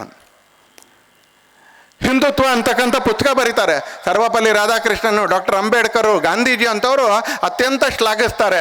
ಅತ್ಯಂತ ಸುಸಂದರ್ಭದಲ್ಲಿ ನಮ್ಮ ಮನಸ್ಸಿಗೆ ಕ್ಲಾರಿಟಿ ಕೊಡ್ತಕ್ಕಂಥ ರೀತಿಯಲ್ಲಿ ಒಂದು ಉತ್ತಮವಾಗಿರ್ತಕ್ಕಂಥ ಪುಸ್ತಕ ಬಂತು ಅಂತೇಳಿ ಇವರೆಲ್ಲರೂ ಟಿಪ್ಪಣಿ ಬರೀತಾರೆ. ಹಿಂದೂ ಅಂದರೆ ಯಾರು, ಹಿಂದೂ ರಾಷ್ಟ್ರ ಅಂದರೆ ಯಾವುದು ಅತ್ಯಂತ ಸ್ಪಷ್ಟವಾಗಿ ಆ ಹಿಂದುತ್ವ ಪುಸ್ತಕದಲ್ಲಿ ಹೇಳ್ತಾರೆ. ಆ ಸಿಂಧು ಪರ್ಯಂತ, ಆ ಸಿಂಧು ಪರ್ಯಂತ ಯಸ್ಯ ಭಾರತ ಭೂಮಿಕಾ, ಏನು ದೇಶ ಅಂದ್ರೇನು, ರಾಷ್ಟ್ರ ಅಂದ್ರೇನು, ಆ ಕಲ್ಪನೆನ ಹಿಂದುತ್ವ ಪುಸ್ತಕದಲ್ಲಿ ಅವ್ರು ಕ್ಲಾರಿಫಿಕ್ ಕೊಡ್ತಾರೆ. ಪಿತೃಭೂ ಪುಣ್ಯಭೂ ಅಷ್ಟೈವ, ಅದು ಪಿತೃಭೂಮಿ, ಅದು ಪುಣ್ಯಭೂಮಿ, ಸವೈ ಹಿಂದೂ ರೀತಿ ಸ್ಮೃತಃ. ಅದರಲ್ಲಿ ಇರ್ತಕ್ಕಂಥವ್ರೆಲ್ಲರೂ ಹಿಂದೂಗಳು ಹೇಳ್ತಾರೋ ಅಂತಲ್ಲಿ. ಈ ಭೂಮಿಯನ್ನು ಯಾರು ಪಿತೃಭೂಮಿ ಅಂತ ಭಾವಿಸ್ತಾರೋ, ಈ ಭೂಮಿಯನ್ನು ಯಾರು ಪುಣ್ಯಭೂಮಿ ಅಂತ ಭಾವಿಸ್ತಾರೋ ಅವರೇ, ಮತ್ತು ಈ ಭೂಭಾಗದಲ್ಲಿ ಇರ್ತಕ್ಕಂಥವ್ರು ಅವರೆಲ್ಲರೂ ಕೂಡ ಹಿಂದೂಗಳು ಅಂತ ಹೇಳ್ತಾರೆ ಅಂತಾರೆ. ಹಿಂದುತ್ವಕ್ಕೆ ವ್ಯಾಖ್ಯೆ ಕೊಡ್ತಾರೆ. ಅತ್ಯಂತ ಪ್ರಾತಿನಿಧಿಕವಾಗಿರ್ತಕ್ಕಂಥ ಸಾಮಯಿಕವಾಗಿರ್ತಕ್ಕಂಥ ವ್ಯಾಖ್ಯೆ ಕೊಡ್ತಾರೆ. ಭಾರತದ ಇತಿಹಾಸದ 6 ಸ್ವರ್ಣ ಪುಟಗಳು ಅಂತ ಹೇಳಿ ನಮಗೆಲ್ರಿಗೂ ಗೊತ್ತೇ ಇಲ್ಲದೆ ಇರ್ತಕ್ಕಂಥ, ಇತ್ತೀಚೆಗೆ ಯಾರೋ ಕಾರ್ಯಕರ್ತರು ಒಂದು ಪೇಪರ್ ತಂದು ಕೊಟ್ಟರು ಅಂತೇಳಿ. 550-600 ವರ್ಷದ ಇತಿಹಾಸ ಅಮೆರಿಕದ್ದು. ಇಲ್ಲಿರೋ ಇತಿಹಾಸದ ಪ್ರೊಫೆಸರ್ಗಳು ಅದಕ್ಕಿಂತ ಹಿಂದಿನ ಅಮೆರಿಕದ ಇತಿಹಾಸದ ಬಗ್ಗೆ ಹೇಳಲಾರರು, ಯಾಕಂದ್ರೆ ಅಲ್ಲಿ ಬರವಣಿಗೆ ಇರಲಿಲ್ಲ. ಕೊಲಂಬಸ್ ಹೋದ್ಮೇಲೆ ಅಮೆರಿಕದ ಬಗ್ಗೆ ಎಲ್ರಿಗೂ ಗೊತ್ತಾಗಕ್ಕೆ ಆರಂಭ ಆಯಿತು. ಅದಕ್ಕಿಂತ ಮುಂಚಿನ ಒಂದಷ್ಟು ಶಿಲಾಲೇಖಗಳು. ಆ ಥರದ ಅಮೆರಿಕದಲ್ಲಿ 17 ಲಕ್ಷ ಆರ್ಕಿಯಾಲಜಿ ಸೈಟ್ಗಳಿದ್ದಾವೆ. 17 ಲಕ್ಷ ಆರ್ಕಿಯಾಲಜಿ ಸೈಟ್ಗಳಿದ್ದಾವೆ ಅಂಥ ಅಮೆರಿಕದಲ್ಲಿ. ಆದರೆ ಯಾವುದನ್ನು ಯುಗಗಳು ಅಂತ ಕರಿತೀವೋ, ಆಕೃತ ಯುಗ, ತ್ರೇತಾಯುಗ, ದ್ವಾಪರ ಯುಗ ನಂತರದ್ದು ದಾಖಲೆ ಇರತಕ್ಕಂಥ ಇತಿಹಾಸ ಇರುವಂಥ ಭಾರತದಲ್ಲಿರೋದು 7860 ಆರ್ಕಿಯಾಲಜಿಕಲ್ ಸೈಟ್ಗಳು. ಆ 7800 ಆರ್ಕಿಯಾಲಜಿಕಲ್ ಸೈಟ್ಗಳಲ್ಲಿ 7860 ಆರ್ಕಿಯಾಲಜಿಕಲ್ ಸೈಟ್ಗಳಲ್ಲಿ ಅರ್ಧಕ್ಕಿಂತ ಜಾಸ್ತಿ ಮೊಘಲರಿಗೆ ಸಂಬಂಧಪಟ್ಟಿದ್ದು. ನೀವು ದಿಲ್ಲಿಲಿ ಬಂದುಬಿಟ್ರಂತೂ ಈ ಸರ್ಕಲ್ನಲ್ಲಿ ಅವನ ಕಳೆಬರ, ಈ ಸರ್ಕಲಲ್ಲಿ ಅವನ ಹೆಂಡತಿ ಕಳೆಬರ, ಇವನ ಸರ್ಕಲಲ್ಲಿ ಅವನ ಮಕ್ಕಳು ಮಜಾರುಗಳು, ಇದೇ ನಮಗೆ ಸಿಗುತ್ತೆ. ಈ ಥರದ 1800ರಲ್ಲಿ ಈ ಥರದ 3500 ಅಂತಾರೆ. ಈ ಥರದ 3500 ಸಾವರ್ಕರು ಇಲ್ಲ. ಇಂಥ ಶ್ರೇಷ್ಠವಾಗಿರ್ತಕ್ಕಂಥ ಭಾರತದಲ್ಲಿ ಸಮುದ್ರಗುಪ್ತ ಆಗೋಗಿದ್ದಾನೆ, ವಿಕ್ರಮಾದಿತ್ಯ ಆಗೋಗಿದ್ದಾನೆ, ಪುಲಿಕೇಶಿ ಆಗೋಗಿದ್ದಾನೆ, ಶಾಲಿವಾಹನ ಆಗೋಗಿದ್ದಾನೆ. ದೊಡ್ಡ ದೊಡ್ಡ ಇತಿಹಾಸ. ಆ ಥರದ 6 ಸ್ವರ್ಣ ಪುಟಗಳು ಭಾರತ ಇತಿಹಾಸದ್ದು ಪುಸ್ತಕ ಬರೀತಾರೆ ಸಾವರ್ಕರ್. ಇತಿಹಾಸ ನಮ್ಗೆ ಹೇಳ್ಕೊಡ್ತಾರೆ. ನಾವು ಇಂಥ ಶ್ರೇಷ್ಠವಾಗಿರ್ತಕ್ಕಂಥ ನಾಗರಿಕೆ ಮತ್ತು ಜನಾಂಗಕ್ಕೆ ಸೇರಿರ್ತಕ್ಕಂಥವ್ರು ಅಂತ ಹೇಳ್ಕೊಡ್ತಾರೆ ನಮ್ಗೆ ಒಂದ್ಸರಿ. 1857 ಪ್ರಥಮ ಸ್ವಾತಂತ್ರ್ಯ ಸಂಗ್ರಾಮ ಶಬ್ದ ಕಾಯಿನ್ ಮಾಡಿದ್ದೇ ಸಾವರ್ಕರ್, ನೆನ್ಪಿಟ್ಕೊಳ್ಳಿ ಅನ್ಸಲೆ. ಇಲ್ಲಿರೋರು ನೀವೆಲ್ಲರೂ ಇಲ್ಲಿ ನನ್ನನ್ನು ಸೇರಿಸಿ ಅಂತಲೇ ಸಮಾಜದ ಪುಸ್ತಕದಲ್ಲಿ ಸಿಪಾಯಿ ದಂಗೆ ಅಂತಲೇ ಓದಿರೋದು. ನಾನು ಸಿಪಾಯಿ ದಂಗೆ ಅಂತ ಬರೆದುಬಿಟ್ಟೆ ಮಾರ್ಕ್ ತಗೊಂಡಿರೋದು 10ನೇ ಕ್ಲಾಸಲ್ಲಿ. ಈಗಲೂ ನೆನಪಿದೆ ನನಗೆ. ಸಿಪಾಯಿ ದಂಗೆ ಬಗ್ಗೆ ಪ್ರಶ್ನೆ ಇತ್ತು, ನಾನು ಸಿಪಾಯಿ ದಂಗೆ ಅಂತ ಬರೆದುಬಿಟ್ಟು ಮಾರ್ಕ್ ತಗೊಂಡಿದ್ದೀನಿ ಅಂತಾರೆ. ಶಾಖೆಲ್ ಸ್ವಾತಂತ್ರ್ಯ ಸಂಗ್ರಾಮ ಅಂತ ಪ್ರಥಮ ಸ್ವಾತಂತ್ರ್ಯ ಫಸ್ಟ್ ವಾರ್ ಆಫ್ ಇಂಡಿಪೆಂಡೆನ್ಸ್ ಅಂತ ಕಳಿಸ್ತಿದ್ರು, ಆದರೆ ಬರೆಯೋಕ್ಕಾಗಲ್ಲ, ಯಾಕಂದ್ರೆ ಅದನ್ನು ಬರೆದ್ರೆ ಮಾರ್ಕ್ ಹೋಗುತ್ತೆ. ಹಾಗಾಗಿ ನಾನು ಸಿಪಾಯಿ ದಂಗೆ ಅಂತ ಬರೆದಿರೋದು. ಮೊಟ್ಟ ಮೊದಲನೇ ಬಾರಿಗೆ 1857ರಲ್ಲಿ ತಾತ್ಯಾ ಟೋಪಿ, ಮಂಗಲ್ ಪಾಂಡೆ, ಬಹದ್ದೂರ್ ಶಾ, ನಾನಾ ಸಾಹೇಬ, ಝಾನ್ಸಿ ರಾಣಿ ಲಕ್ಷ್ಮೀಬಾಯಿ ಇವರೆಲ್ಲರೂ ಮಾಡಿರ್ತಕ್ಕಂಥ ಸಂಗ್ರಾಮವನ್ನು ಇಡೀ ದೇಶದ ಅರ್ಧಕ್ಕಿಂತ ಹೆಚ್ಚು ಭಾಗದಲ್ಲಿ ಬ್ರಿಟಿಷರನ್ನು ತರಗುಟ್ಟಿಸೋದ್ರಲ್ಲಿ ಯಾರು ಯಶಸ್ವಿ ಆದರೂ ಆ ಸ್ವಾತಂತ್ರ್ಯ ಸಂಗ್ರಾಮವನ್ನು 1857ರ ಪ್ರಥಮ ಸ್ವಾತಂತ್ರ್ಯ ಸಂಗ್ರಾಮ ಅಂತ ಶಬ್ದವನ್ನು ಕಾಯಿನ್ ಮಾಡಿದ್ದೇ ಸಾವರ್ಕರ್. ಅಲ್ಲಿವರೆಗೆ ಸಿಪಾಯ್ ಮ್ಯೂಟಿನಿ ಇಂಗ್ಲೀಷ್ ಮೀಡಿಯಂ ಸ್ಕೂಲ್ನಲ್ಲಾದರೆ ಸೆಪಾಯ್ ಮ್ಯೂಟಿನಿ, ಕನ್ನಡ ಮೀಡಿಯಂ ಸ್ಕೂಲ್ನಲ್ಲಾದರೆ ಸಿಪಾಯಿ ದಂಗೆ ಅಂತಲೇ ನಾನು ನೀವು ಓದ್ಕೊಂಡು ಬಂದಿರೋದು. ನಾನು ಹೇಳ್ತೀನಿ ಈಗಲೂ ಕೂಡ, ನಾನು ಅದನ್ನು ಬರದೇ ಮಾರ್ಕ್ ತೊಗೊಂಡಿರೋದು 3 ಮಾರ್ಕಿನ ಪ್ರಶ್ನೆಗೆ. ಅದನ್ನು ಬರದೇ ಮಾರ್ಕ್ ತಗೊಂಡಿದ್ದರು. ಮೊಟ್ಟ ಮೊದಲನೇ ಬಾರಿಗೆ 1857ರ ಪ್ರಥಮ ಸ್ವಾತಂತ್ರ್ಯ ಸಂಗ್ರಾಮ ಅಂತಕ್ಕಂಥ ಪದವನ್ನು ಹುಟ್ಟಾಕ್ತಾರೆ. ಅದರಲ್ಲಿ ಝಾನ್ಸಿ ರಾಣಿ ಲಕ್ಷ್ಮೀಬಾಯಿ, ನಾನಾ ಸಾಹೇಬ, ಮಂಗಲ್ ಪಾಂಡೆ, ತಾತ್ಯಾ ಟೋಪಿ, ಬಹದ್ದೂರ್ ಶಾ ಇವರೆಲ್ಲರ ಶೌರ್ಯದ ಕಥೆಯನ್ನು ಅವ್ರು ನಮಗೆ ತಂದುಕೊಡ್ತಾರೆ. ಒಂದ್ಸಲ ಸಾವರ್ಕರ್ ಕೇವಲ ಪುಸ್ತಕ ಬರಲಿಲ್ಲ, ಸಾವರ್ಕರ್ ನಂತರದ ದಿನಗಳಲ್ಲಿ ಅನೇಕ ಶಬ್ದಗಳು ಯಾವುದು ವಾಡಿಕೆಯಲ್ಲಿ ಬರ್ತಾ ಇದೆ ಅದಕ್ಕೆ ಭಾರತೀಯ ಶಬ್ದ ಬರಬೇಕು ಅಂತ ಹೇಳಿದ್ರು. ಒಂದ್ಸಲ ಇಲ್ಲಿ ಸಂಸತ್ ಸದಸ್ಯರು ಕೂತಿದ್ರೆ ನಿಮಗೆ ಸಂಸತ್ ಸದಸ್ಯರು ಅಂತ ನಾಮಕರಣ ಮಾಡಿದ ಸಾವರ್ಕರ್. ಇಲ್ಲಿ ವಿಧಾನಸಭಾ ಸದಸ್ಯರು ಕೂತಿದ್ರೆ ಅದಕ್ಕೆ ವಿಧಾನಸಭೆ ಅಂತ ನಾಮಕರಣ ಮಾಡಿದ ಸಾವರ್ಕರ್. ಇಲ್ಲಿ ವಿಧಾನ ಪರಿಷತ್ ಸದಸ್ಯರು ಕೂತಿದ್ದೀರಿ, ವಿಧಾನ ಪರಿಷತ್ ಅಂತ ನಾಮಕರಣ ಮಾಡಿದ ಸಾವರ್ಕರ್. ಎಷ್ಟು ದಿನ ಪಾರ್ಲಿಮೆಂಟ್ ಅಂತ ಕರಿತೀರಿ, ಅದು ಸಂಸತ್ ಅಂತ, ಅದನ್ನು ಲೋಕಸಭೆ ಅಂತ, ಅದನ್ನು ರಾಜ್ಯಸಭೆ ಅಂತ, ಅದನ್ನು ವಿಧಾನಸಭೆ ಅಂತ, ಅದನ್ನು ವಿಧಾನ ಪರಿಷತ್ ಅಂತ. ಇಲ್ಲಿರ್ತಕ್ಕಂಥವ್ರೆಲ್ಲರೂ ಡಿವಿಡೆಂಡ್ ತೊಗೊಳ್ತೀವಿ, ಭಾಳ ಜನ ಡಿವಿಡೆಂಡ್ ತೊಗೊಳ್ತೀವಿ ಶೇರಿಗೆ. ಅದಕ್ಕೆ ಲಾಭಾಂಶ ಅನ್ನೋ ಶಬ್ದವನ್ನು ಭಾರತೀಯ ಭಾಷೆಯಲ್ಲಿ ಹುಟ್ಟಾಕಿದ್ದು ಸಾವರ್ಕರು. ಈ ಥರ 10,000ಕ್ಕಿಂತ ಹೆಚ್ಚು ಭಾರತೀಯ ಭಾಷೆಗಳ ಶಬ್ದವನ್ನು ಹುಟ್ಟಾಕ್ತಾರೆ. ಯಾಕಂದರೆ ದಾಸ್ಯದಿಂದ ಹೊರಗೆ ಬರಬೇಕು ಅಂತೇಳಿದ್ರೆ ತುಂಬ ಸಂಗತಿಗಳನ್ನ ಬಿಡಬೇಕು ಅನ್ಸನೆ, ತುಂಬ ಸಂಗತಿಗಳನ್ನ ಬಿಡಬೇಕು. 36-37 ವರ್ಷದಿಂದ ಸಂಘದ ಪ್ರಚಾರಕನಾಗಿ ಮನೆಗಳಿಗೆ ಊಟಕ್ಕೆ ಹೋಗುವಂಥ ಕಾರ್ಯಪದ್ಧತಿಯಲ್ಲಿ ಬೆಳ್ಕೊಂಡು ಬಂದಿರತಕ್ಕಂಥವ್ರು ನಾನು.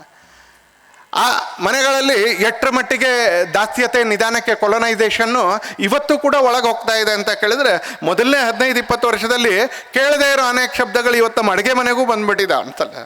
ಉದಾಹರಣೆಗೆ ಇವತ್ತು ಅನೇಕ ಮನೆಗಳಲ್ಲಿ ಏನಾದರೂ ಬಡಿಸ್ಬೇಕಾದ್ರೆ, ಅನ್ನಕ್ಕೆ ಏನಾದರೂ ಒಗ್ಗರಣೆ ಹಾಕಿದರೆ, ಯಾವುದಾದ್ರೂ ಒಂಥರದ ಒಗ್ಗರಣೆ ಹಾಕಿದರೆ, ಅದು ಬಿಸಿಬೇಳೆ ಭಾತಾಗಲಿ, ರೈಸ್ ಭಾತಾಗಲಿ, ಪಲಾವ್ ಆಗಲಿ, ಪುಳಿಯೋಗರೆ ಆಗಲಿ, ಇವತ್ತು ರೈಸ್ ಬೇಕಾ ಅಂತ ಕೇಳ್ತಾರೆ. ಇವತ್ತು ಕಲರ್ಡ್ ರೈಸ್ ಬೇಕಾ ಅಂತ ಕೇಳ್ತಾರೆ, ಎಲ್ಲೋ ರೈಸ್ ಬೇಕಾ ಅಂತ ಕೇಳ್ತಾರೆ. ಯಾಕೆಂದರೆ ಇಂಗ್ಲೀಷ್ ಒಳಗಡೆ ಹೋಗ್ಕೊಳ್ಳುತ್ತೆ ತಲೆಗೆ. ಚಿತ್ರಾನ್ನ ಅನ್ನೋ ಶಬ್ದ, ಪುಳಿಯೋಗರೆ ಅನ್ನೋ ಶಬ್ದ ಅತ್ಯಂತ ಸುಸಂಸ್ಕೃತವಾಗಿ ಸುಸಂಬದ್ಧವಾಗಿ ನಮ್ಮ ದೇಶಗಳಲ್ಲಿದೆ. ಆದರೆ ಅದೆಲ್ಲವೂ ಹೋಗಿ ಗುಲಾಮ ಮಾನಸಿಕತೆಯಲ್ಲಿ ನಮಗೆ ಇಂಗ್ಲೀಷ್ ಶಬ್ದಗಳ ಅಪ್ಯಾಯಮಾನ ಆಗುತ್ತೆ. ನೋಡ್ತೀವಿ ನಾವು ಒಂದ್ಸಲಿ ಮಮ್ಮಿಯಿಂದ ಹಿಡಿದು, ಡ್ಯಾಡಿಯಿಂದ ಹಿಡಿದು, ಆಂಟಿಯಿಂದ ಹಿಡಿದು ನಾವೆಲ್ಲರೂ ಅದಕ್ಕೆ ದಾಸರಾಗಿರ್ತಕ್ಕಂಥವ್ರು. ನಾನು ನೀವೆಲ್ಲರೂ ಅಂತ ನಾನೇನು ಹೇಳಕ್ಕೆ ಹೋಗೋದಿಲ್ಲ ಒಂದ್ಸಲಿ. ನಾವೆಲ್ಲರೂ ಇದಕ್ಕೆ ದಾಸರಾಗಿರ್ತಕ್ಕಂಥವ್ರೆ. ಆ ಕಾಲದಲ್ಲಿ 100 ವರ್ಷಕ್ಕಿಂತ 80 ವರ್ಷಕ್ಕಿಂತ ಸಾವರ್ಕರ್ ಯೋಚನೆ ಮಾಡ್ತಾರೆ, ಜನರನ್ನು ಬರೀ ಸ್ವಾತಂತ್ರ್ಯ ಕೊಟ್ಟರೆ ಮಾತ್ರ ಸಾರೋದಿಲ್ಲ, ಇವ್ರ ರಕ್ತದಲ್ಲಿ, DNA ಇವ್ರ ಸ್ವಭಾವದಲ್ಲಿ, ಇವ್ರ ಚರ್ಯೆಯಲ್ಲಿ, ಇವ್ರ ಪದ್ಧತಿಯಲ್ಲಿ, ಇವ್ರ ಮಾತಿನಲ್ಲಿ ಗುಲಾಮಿ ಮಾನಸಿಕತೆ ಹೊಕ್ಕೊಂಡಿದೆ. ಅದನ್ನು ತೆಗಿಬೇಕು ಅಂತಾದರೆ ಶಬ್ದಗಳನ್ನೂ ತೆಗಿಬೇಕು ಅಂತೇಳಿ ಶಬ್ದಗಳು, ಭಾರತೀಯ ಭಾಷೆ ಶಬ್ದಗಳನ್ನ ಕೊಡ್ತಾರೆ. ಅದನ್ನು ತಿರಸ್ಕಾರ ಮಾಡಿ ಅಂತ ಹೇಳಲಿಲ್ಲ, ಭಾರತೀಯ ಭಾಷೆ ಶಬ್ದವನ್ನು ಕೊಡ್ತಾರೆ ಅಂತಾರೆ. ಈ ದೇಶದಲ್ಲಿ ತಿಲಕರು ಹೇಗೆ ಸ್ವಾತಂತ್ರ್ಯ ನನ್ನ ಜನ್ಮಸಿದ್ಧ ಹಕ್ಕು ಅಂತ ಹೇಳಿದ್ರು, ಸ್ವಾತಂತ್ರ್ಯ ಭಾರತದ ಎಲ್ಲ ಜನರ ಆ ಜನ್ಮಸಿದ್ಧ ಹಕ್ಕು ಅಂತ ಮೊದಲು ಸಾರಿರ್ತಕ್ಕಂಥವ್ರು ಸಾವರ್ಕರ್. ಸಾವರ್ಕರ್ 10 ಕ್ರಾಂತಿಕಾರಿಗಳಿಗೆ ಪ್ರೇರಣೆ ಕೊಟ್ಟು ಕ್ರಾಂತಿಕಾರಿ ಚಟುವಟಿಕೆಗಳಿಗೆ ಅವ್ರನ್ನ ತೊಡಗಿಸ್ತಾರೆ. ಅನಂತ್ ಕಾನ್ಹೇರೆ, ಚಾಪೇಕರ್ ಸಹೋದರರು, ಮದನ್ ಲಾಲ್ ಧಿಂಗ್ರಾ, VVS ಅಯ್ಯರು, ಮೇಡಮ್ ಕಾಮ, ಈ ಥರದ 100 ಸ್ವಾತಂತ್ರ್ಯ ಹೋರಾಟದ ರತ್ನಗಳನ್ನ ಸೃಷ್ಟಿ ಮಾಡ್ತಾರೆ ಸಾವರ್ಕರ್. ಮದನ್ ಲಾಲ್ ಧಿಂಗ್ರಾನ ಕತೆ ಕೇಳಿದ್ರೆ ನಿಮಗೂ ಕೂಡ ಕಣ್ಣಲ್ಲಿ ನೀರು ಬರುತ್ತೆ, ಅಭಿಮಾನದಿಂದ ಎದೆ ಹಿಗ್ಗುತ್ತೆ ಅಂತಾರೆ. ಹುಡುಗಿಯರು ಒಂದಷ್ಟು ಲಂಡನ್ನ ರಸ್ತೆಗಳಲ್ಲಿ ಚುಡಾಯಿಸ್ಕೊಂಡು ಎಲ್ಲಾಗುತ್ತೆ ಅಲ್ಲಿ ಒಂದಷ್ಟು ಸಾಯಂಕಾಲದ ಹೊತ್ತಿನಲ್ಲಿ ಲಿಕ್ಕರ್ ಸೇವಸ್ತಾ ಅಂತಲೇ ಸಿಗಾರನ್ನು ಬಾಯಲ್ಲಿ ಇಟ್ಕೊಂಡು ಮ್ಯೂಸಿಕ್ಕಿನ ವ್ಯವಸ್ಥೆಗಳನ್ನ ತನ್ನ ಹೆಗಲಿಗೆ ಹಾಕ್ಕೊಂಡು ಆನಂದದಿಂದ ಮೋಜು ಮಾಡ್ತಾ ಇದ್ದಂಥ ಒಬ್ಬ ವ್ಯಕ್ತಿ ಮದನ್ ಲಾಲ್ ಧಿಂಗ್ರಾ. ಮದನ್ ಲಾಲ್ ಧಿಂಗ್ರಾ ಸಾವರ್ಕರ್ಗೆ ಸಭೆಗಳಿಗೆ ಬಂದು ಹಾಸ್ಯ ಮಾಡ್ತಾನೆ ಆತ. ಆದರೆ ಸಾವರ್ಕರ್ ಅವನನ್ನು ನಿಧಾನಕ್ಕೆ ಪ್ರೇರೇಪಿಸ್ತಾರೆ. ಹಾಗೆ ಚುಡಾಯಿಸ್ತಾ ಕಿಚಾಯಿಸ್ತಾ ಅವನ ಒಳಗಡೆ ಇದ್ದಂಥ ಒಂದು ಅಂತಃಸತ್ವ, ಪ್ರತಿಯೊಬ್ಬ ಭಾರತೀಯನಲ್ಲಿರ್ತಕ್ಕಂಥ, ಪ್ರತಿಯೊಬ್ಬ ಹಿಂದುವಿನಲ್ಲಿರ್ತಕ್ಕಂಥ ಅಂತಃಸತ್ವವನ್ನು ಜಾಗೃತಿ ಮಾಡ್ತಾ ಮದನ್ ಲಾಲ್ ಧಿಂಗ್ರಾ ಎಷ್ಟರ ಮಟ್ಟಿಗೆ ಪರಿವರ್ತನೆ ಆಗ್ತಾರೆ ಅಂತ ಕೇಳಿದ್ರೆ, ಒಂದು ದಿವಸ ಆತ ಬಂದು ಕೇಳ್ತಾನೆ, ಸಾವರ್ಕರ್ ಅವರೇ, ಬಲಿದಾನಕ್ಕೆ ಸಮಯ ಬಂದಿದೆ ಅಂತ ಅನ್ನಿಸ್ತಾ ಇದೆಯಾ ಅಂತ. ಯಾವುದೋ ಘಟನೆ ನಡೆದಿರುತ್ತೆ. ಸಾವರ್ಕರ್ ಹೇಳ್ತಾರೆ, ಬಲಿದಾನಕ್ಕೆ ಸಮಯ ಬಂದಿದೆ ಅಂತ ಹೇಳ್ತಾರೆ. ಅವತ್ತು ಸಾವರ್ಕರ್ ಅವರು ವ್ಯವಸ್ಥೆ ಮಾಡ್ತಾರೆ, ಆತನಿಗೆ ಪಿಸ್ತೂಲ್ ಸಿಗುವಂಥ ವ್ಯವಸ್ಥೆ ಮಾಡ್ತಾನೆ ಅಂತಾನೆ. ಆ ಮದನ್ಲಾಲ್ ಧಿಂಗ್ರ ಯಾರು ಜನರಲ್ ಡಯರ್ ಜಲಿಯನ್ ವಾಲಾಬಾಗ್ನಲ್ಲಿ ನರಮೇಧ ನಡೆಸಿದ್ನ, ಆ ಜನರಲ್ ಡಯರ್ನ ಲಂಡನ್ನಲ್ಲಿ ಅಲ್ಲಿ ಹೋಗಿ ಕೊಳ್ತಾನೆ, ಭಾರತದಲ್ಲಲ್ಲ, ಲಂಡನ್ನಲ್ಲಿ ಹೋಗಿ ಕೋರ್ಟಿಗೆ ಬರ್ತಾನೆ. ಕೋರ್ಟಿಗೆ ಬಂದಾಗ ಕೋರ್ಟ್ನಲ್ಲಿ ವಾದ ಮಾಡಬೇಕು, ವಕೀಲರು ಬೇಕಾ ಅಂತ ಕೇಳಿದ್ರೆ ಇಲ್ಲ ನಾನೇ ವಾದ ಮಾಡ್ತೀನಿ ಅಂತ ಹೇಳ್ತಾನೆ.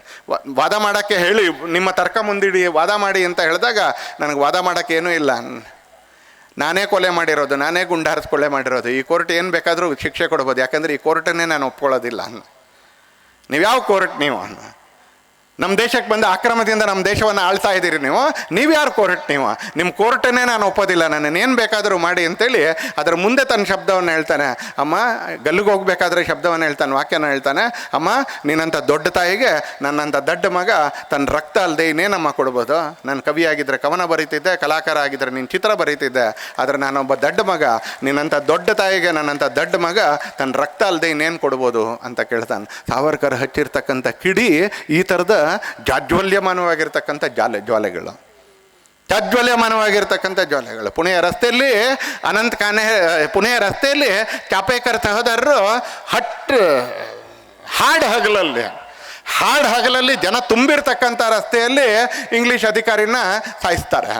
ಅನಂತ್ ಕಾನ್ಹೆರೆ ರ್ಯಾಂಡ್ ಅಂತಕ್ಕಂಥ ಒಬ್ಬ ವ್ಯಕ್ತಿಯನ್ನು ಮತ್ತು ಇನ್ನಿಬ್ಬರು ದಂಪತಿಗಳನ್ನ ಜಹಾಂಗೀರ್ ಹಾಲ್ನಲ್ಲಿ ಗುಂಡೊಡ್ತಾ ಇರ್ತಾರೆ. ಈ ಥರದ ನೂರಾರು ಕ್ರಾಂತಿಕಾರಿಗಳಿಗೆ ಸಾವರ್ಕರ್ ವ್ಯವಸ್ಥೆನೂ ಮಾಡ್ತಾರೆ, ಪ್ರೇರೇಪಣೆನೂ ಕೊಡ್ತಾರೆ, ಎಸ್ಕೇಪ್ ರೂಟ್ಗಳನ್ನೂ ಕಂಡುಹುಡುಕ್ತಾರೆ, ಸ್ವತಃ ತಾನೇ ಸ್ವಾತಂತ್ರ್ಯ ಯಜ್ಞಕ್ಕೂ ಧುಮುಕ್ತಾರೆ. ಹೇಳಿದ್ರು ವಕೀಲ್ ಸಾಹೇಬರು ಮಾತಾಡ್ತಾ, ಅಭಿನವ ಭಾರತ ಅಂತಕ್ಕಂಥ ಸಂಘಟನೆ ಕಟ್ಟಿದ ಪುಣೆನಲ್ಲಿ, ತಗೊಂಡೋಗಿದ್ದು ಲಂಡನ್ಗೆ. ಬ್ರಿಟಿಷ್ ಸರ್ಕಾರ ತರಗಟ್ಟುವ ಹಾಗೆ ಮಾಡಿದಂಥ ಮೊಟ್ಟ ಮೊದಲನೇ ಸಂಘಟನೆ ಅದು ಅಭಿನವ ಭಾರತ. ಅಭಿನವ ಭಾರತ ಅನ್ನುವಂಥ ಹೆಸರು ಹೇಳಿದ್ರೆ ಎದುರುಕೊಳ್ತಾರೆ ಅನ್ನುವಂಥ ಸ್ಥಿತಿ ಸಾವರ್ಕರ್ ತಂದಿಟ್ಟಿದ್ರು ಅಂತಲೇ. ಸಾವರ್ಕರ್ ಎಂಥವರು ಅಂತ ಕೇಳಿದ್ರೆ, ಶಿವರಾಮ್ ಅವರು ಬರೆದಿರ್ತಕ್ಕಂಥ ಆತ್ಮಾಹುತಿಯಲ್ಲಿ ಅವರು ಒಂದಷ್ಟು ಹೇಳ್ತಾರೆ ಒಂದ್ಸಲ. ನಮ್ಮಲ್ಲಿ ಓದುವ ಅಭ್ಯಾಸ ಇರ್ತಕ್ಕಂಥವ್ರು, ಅಭ್ಯಾಸ ಇಲ್ಲದೇ ಇದ್ದರೂ ನಾನೆಲ್ಲ ಅನೇಕ ಮುಖಂಡರೆಲ್ಲ ಇಲ್ಲಿದ್ದೀವಿ ಒಂದ್ಸಲಿ, ಅನೇಕ ಶಿಕ್ಷಣ ತಜ್ಞರು, ರೈತ ಮುಖಂಡರು, ವ್ಯಾಪಾರಿ ತಜ್ಞರು ಇದ್ದಾರೆ. ನಾನು ನಿಮ್ಮೆಲ್ರಿಗೂ ಕೈ ಮುಗಿದು ಕೇಳ್ಕೊಳ್ತೀನಿ ಒಂದ್ಸಲಿ, ಸಾಧ್ಯ ಇದ್ದರೆ ಒಂದ್ಸಲಿ ಸಾಧ್ಯ ಮಾಡಿಕೊಂಡು ಶಿವರಾಮ್ ಅವರು ಬರೆದಿರ್ತಕ್ಕಂಥ ಆತ್ಮಾಹುತಿ ಪುಸ್ತಕವನ್ನು ಒಂದ್ಸಲಿ ಓದಿ ಒಂದ್ಸಲಿ. ಯಾಕಂದರೆ ಹೇಗೆ ಸ್ವಾತಂತ್ರ್ಯ ಸಿಕ್ತು ನಮಗೆ ಅನ್ನೋದು ನಮಗೆ ಗೊತ್ತಾದರೆ ನಾವು ಅದಕ್ಕೆ ತಕ್ಕಾಗಿ ಜೀವನ ಮಾಡಬೇಕು ಅನ್ನೋ ಪ್ರೇರೇಪಣೆನೂ ನಿಧಾನಕ್ಕೆ ಸಿಗುತ್ತೆ ಒಂದ್ಸಲಿ. ಹೇಗೆ ಸ್ವಾತಂತ್ರ್ಯ ಸಿಕ್ತು ಅಂತ ನಮ್ಗೆ ಅಂದಾಜಾದರೆ ನಾವು ಅದಕ್ಕೆ ತಕ್ಕಾಗಿ ಬದುಕೋದು ಹೇಗೆ ಅನ್ನೋ ಪ್ರೇರಣೆ ಕೂಡ ನಮ್ಮೆಲ್ರಿಗೂ ಸಿಗುತ್ತೆ ಅಂತಲ್ಲಿ ಬರೀತಾರೆ. ಅದರಲ್ಲಿ ಆತ್ಮಾಹುತಿಯಲ್ಲಿ ಬರೀತಾರೆ, ಮೊದಲನೇ ವಿದ್ಯಾರ್ಥಿ ದೇಶಭಕ್ತಿಯ ಕಾರಣಕ್ಕೆ ಹಾಸ್ಟೆಲ್ನಿಂದ ಹೊರಗೆ ಹಾಕಿಸ್ಕೊಂಡ್ರು. ಮೊದಲನೇ ವಿದ್ಯಾರ್ಥಿ ತನಗೆ ಸಿಕ್ಕಿದಂಥ ಬ್ಯಾರಿಸ್ಟರ್ ಪದವಿಯನ್ನು ನಿರಾಕರಿಸಿದಂಥವ್ರು. ಮೊದಲನೇ ವಿದ್ಯಾರ್ಥಿ ಅವ್ರು ಬರೆದಿರ್ತಕ್ಕಂಥ ಪುಸ್ತಕ 1857 ಪ್ರಥಮ ಸ್ವಾತಂತ್ರ್ಯ ಸಂಗ್ರಾಮ ಬಿಡುಗಡೆ ಆಗೋದಕ್ಕಿಂತ ಮುಂಚೆ 2 ದೇಶಗಳಲ್ಲಿ ಬಹಿಷ್ಕಾರ ಮಾಡಿಸ್ಕೊಳ್ತು.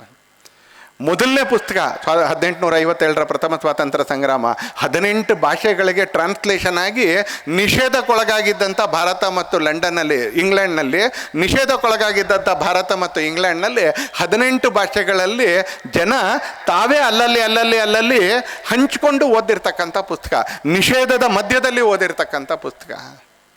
2 ಕಾರಾಗೃಹವಾಸ, 2 ಆಜೀವ ಕಾರಾಗೃಹವಾಸ, 2 ಲೈಫ್ ಸೆಂಟೆನ್ಸಸ್, 2 ಕರಿನೀರಿನ ಶೆಕೆಗೆ ಒಳಗಾದಂಥ ಮೊದಲನೇ ಪೊಲಿಟಿಕಲ್ ಪ್ರಿಸನರ್, ಮೊದಲನೇ ರಾಜಕೀಯ ಕೈದಿ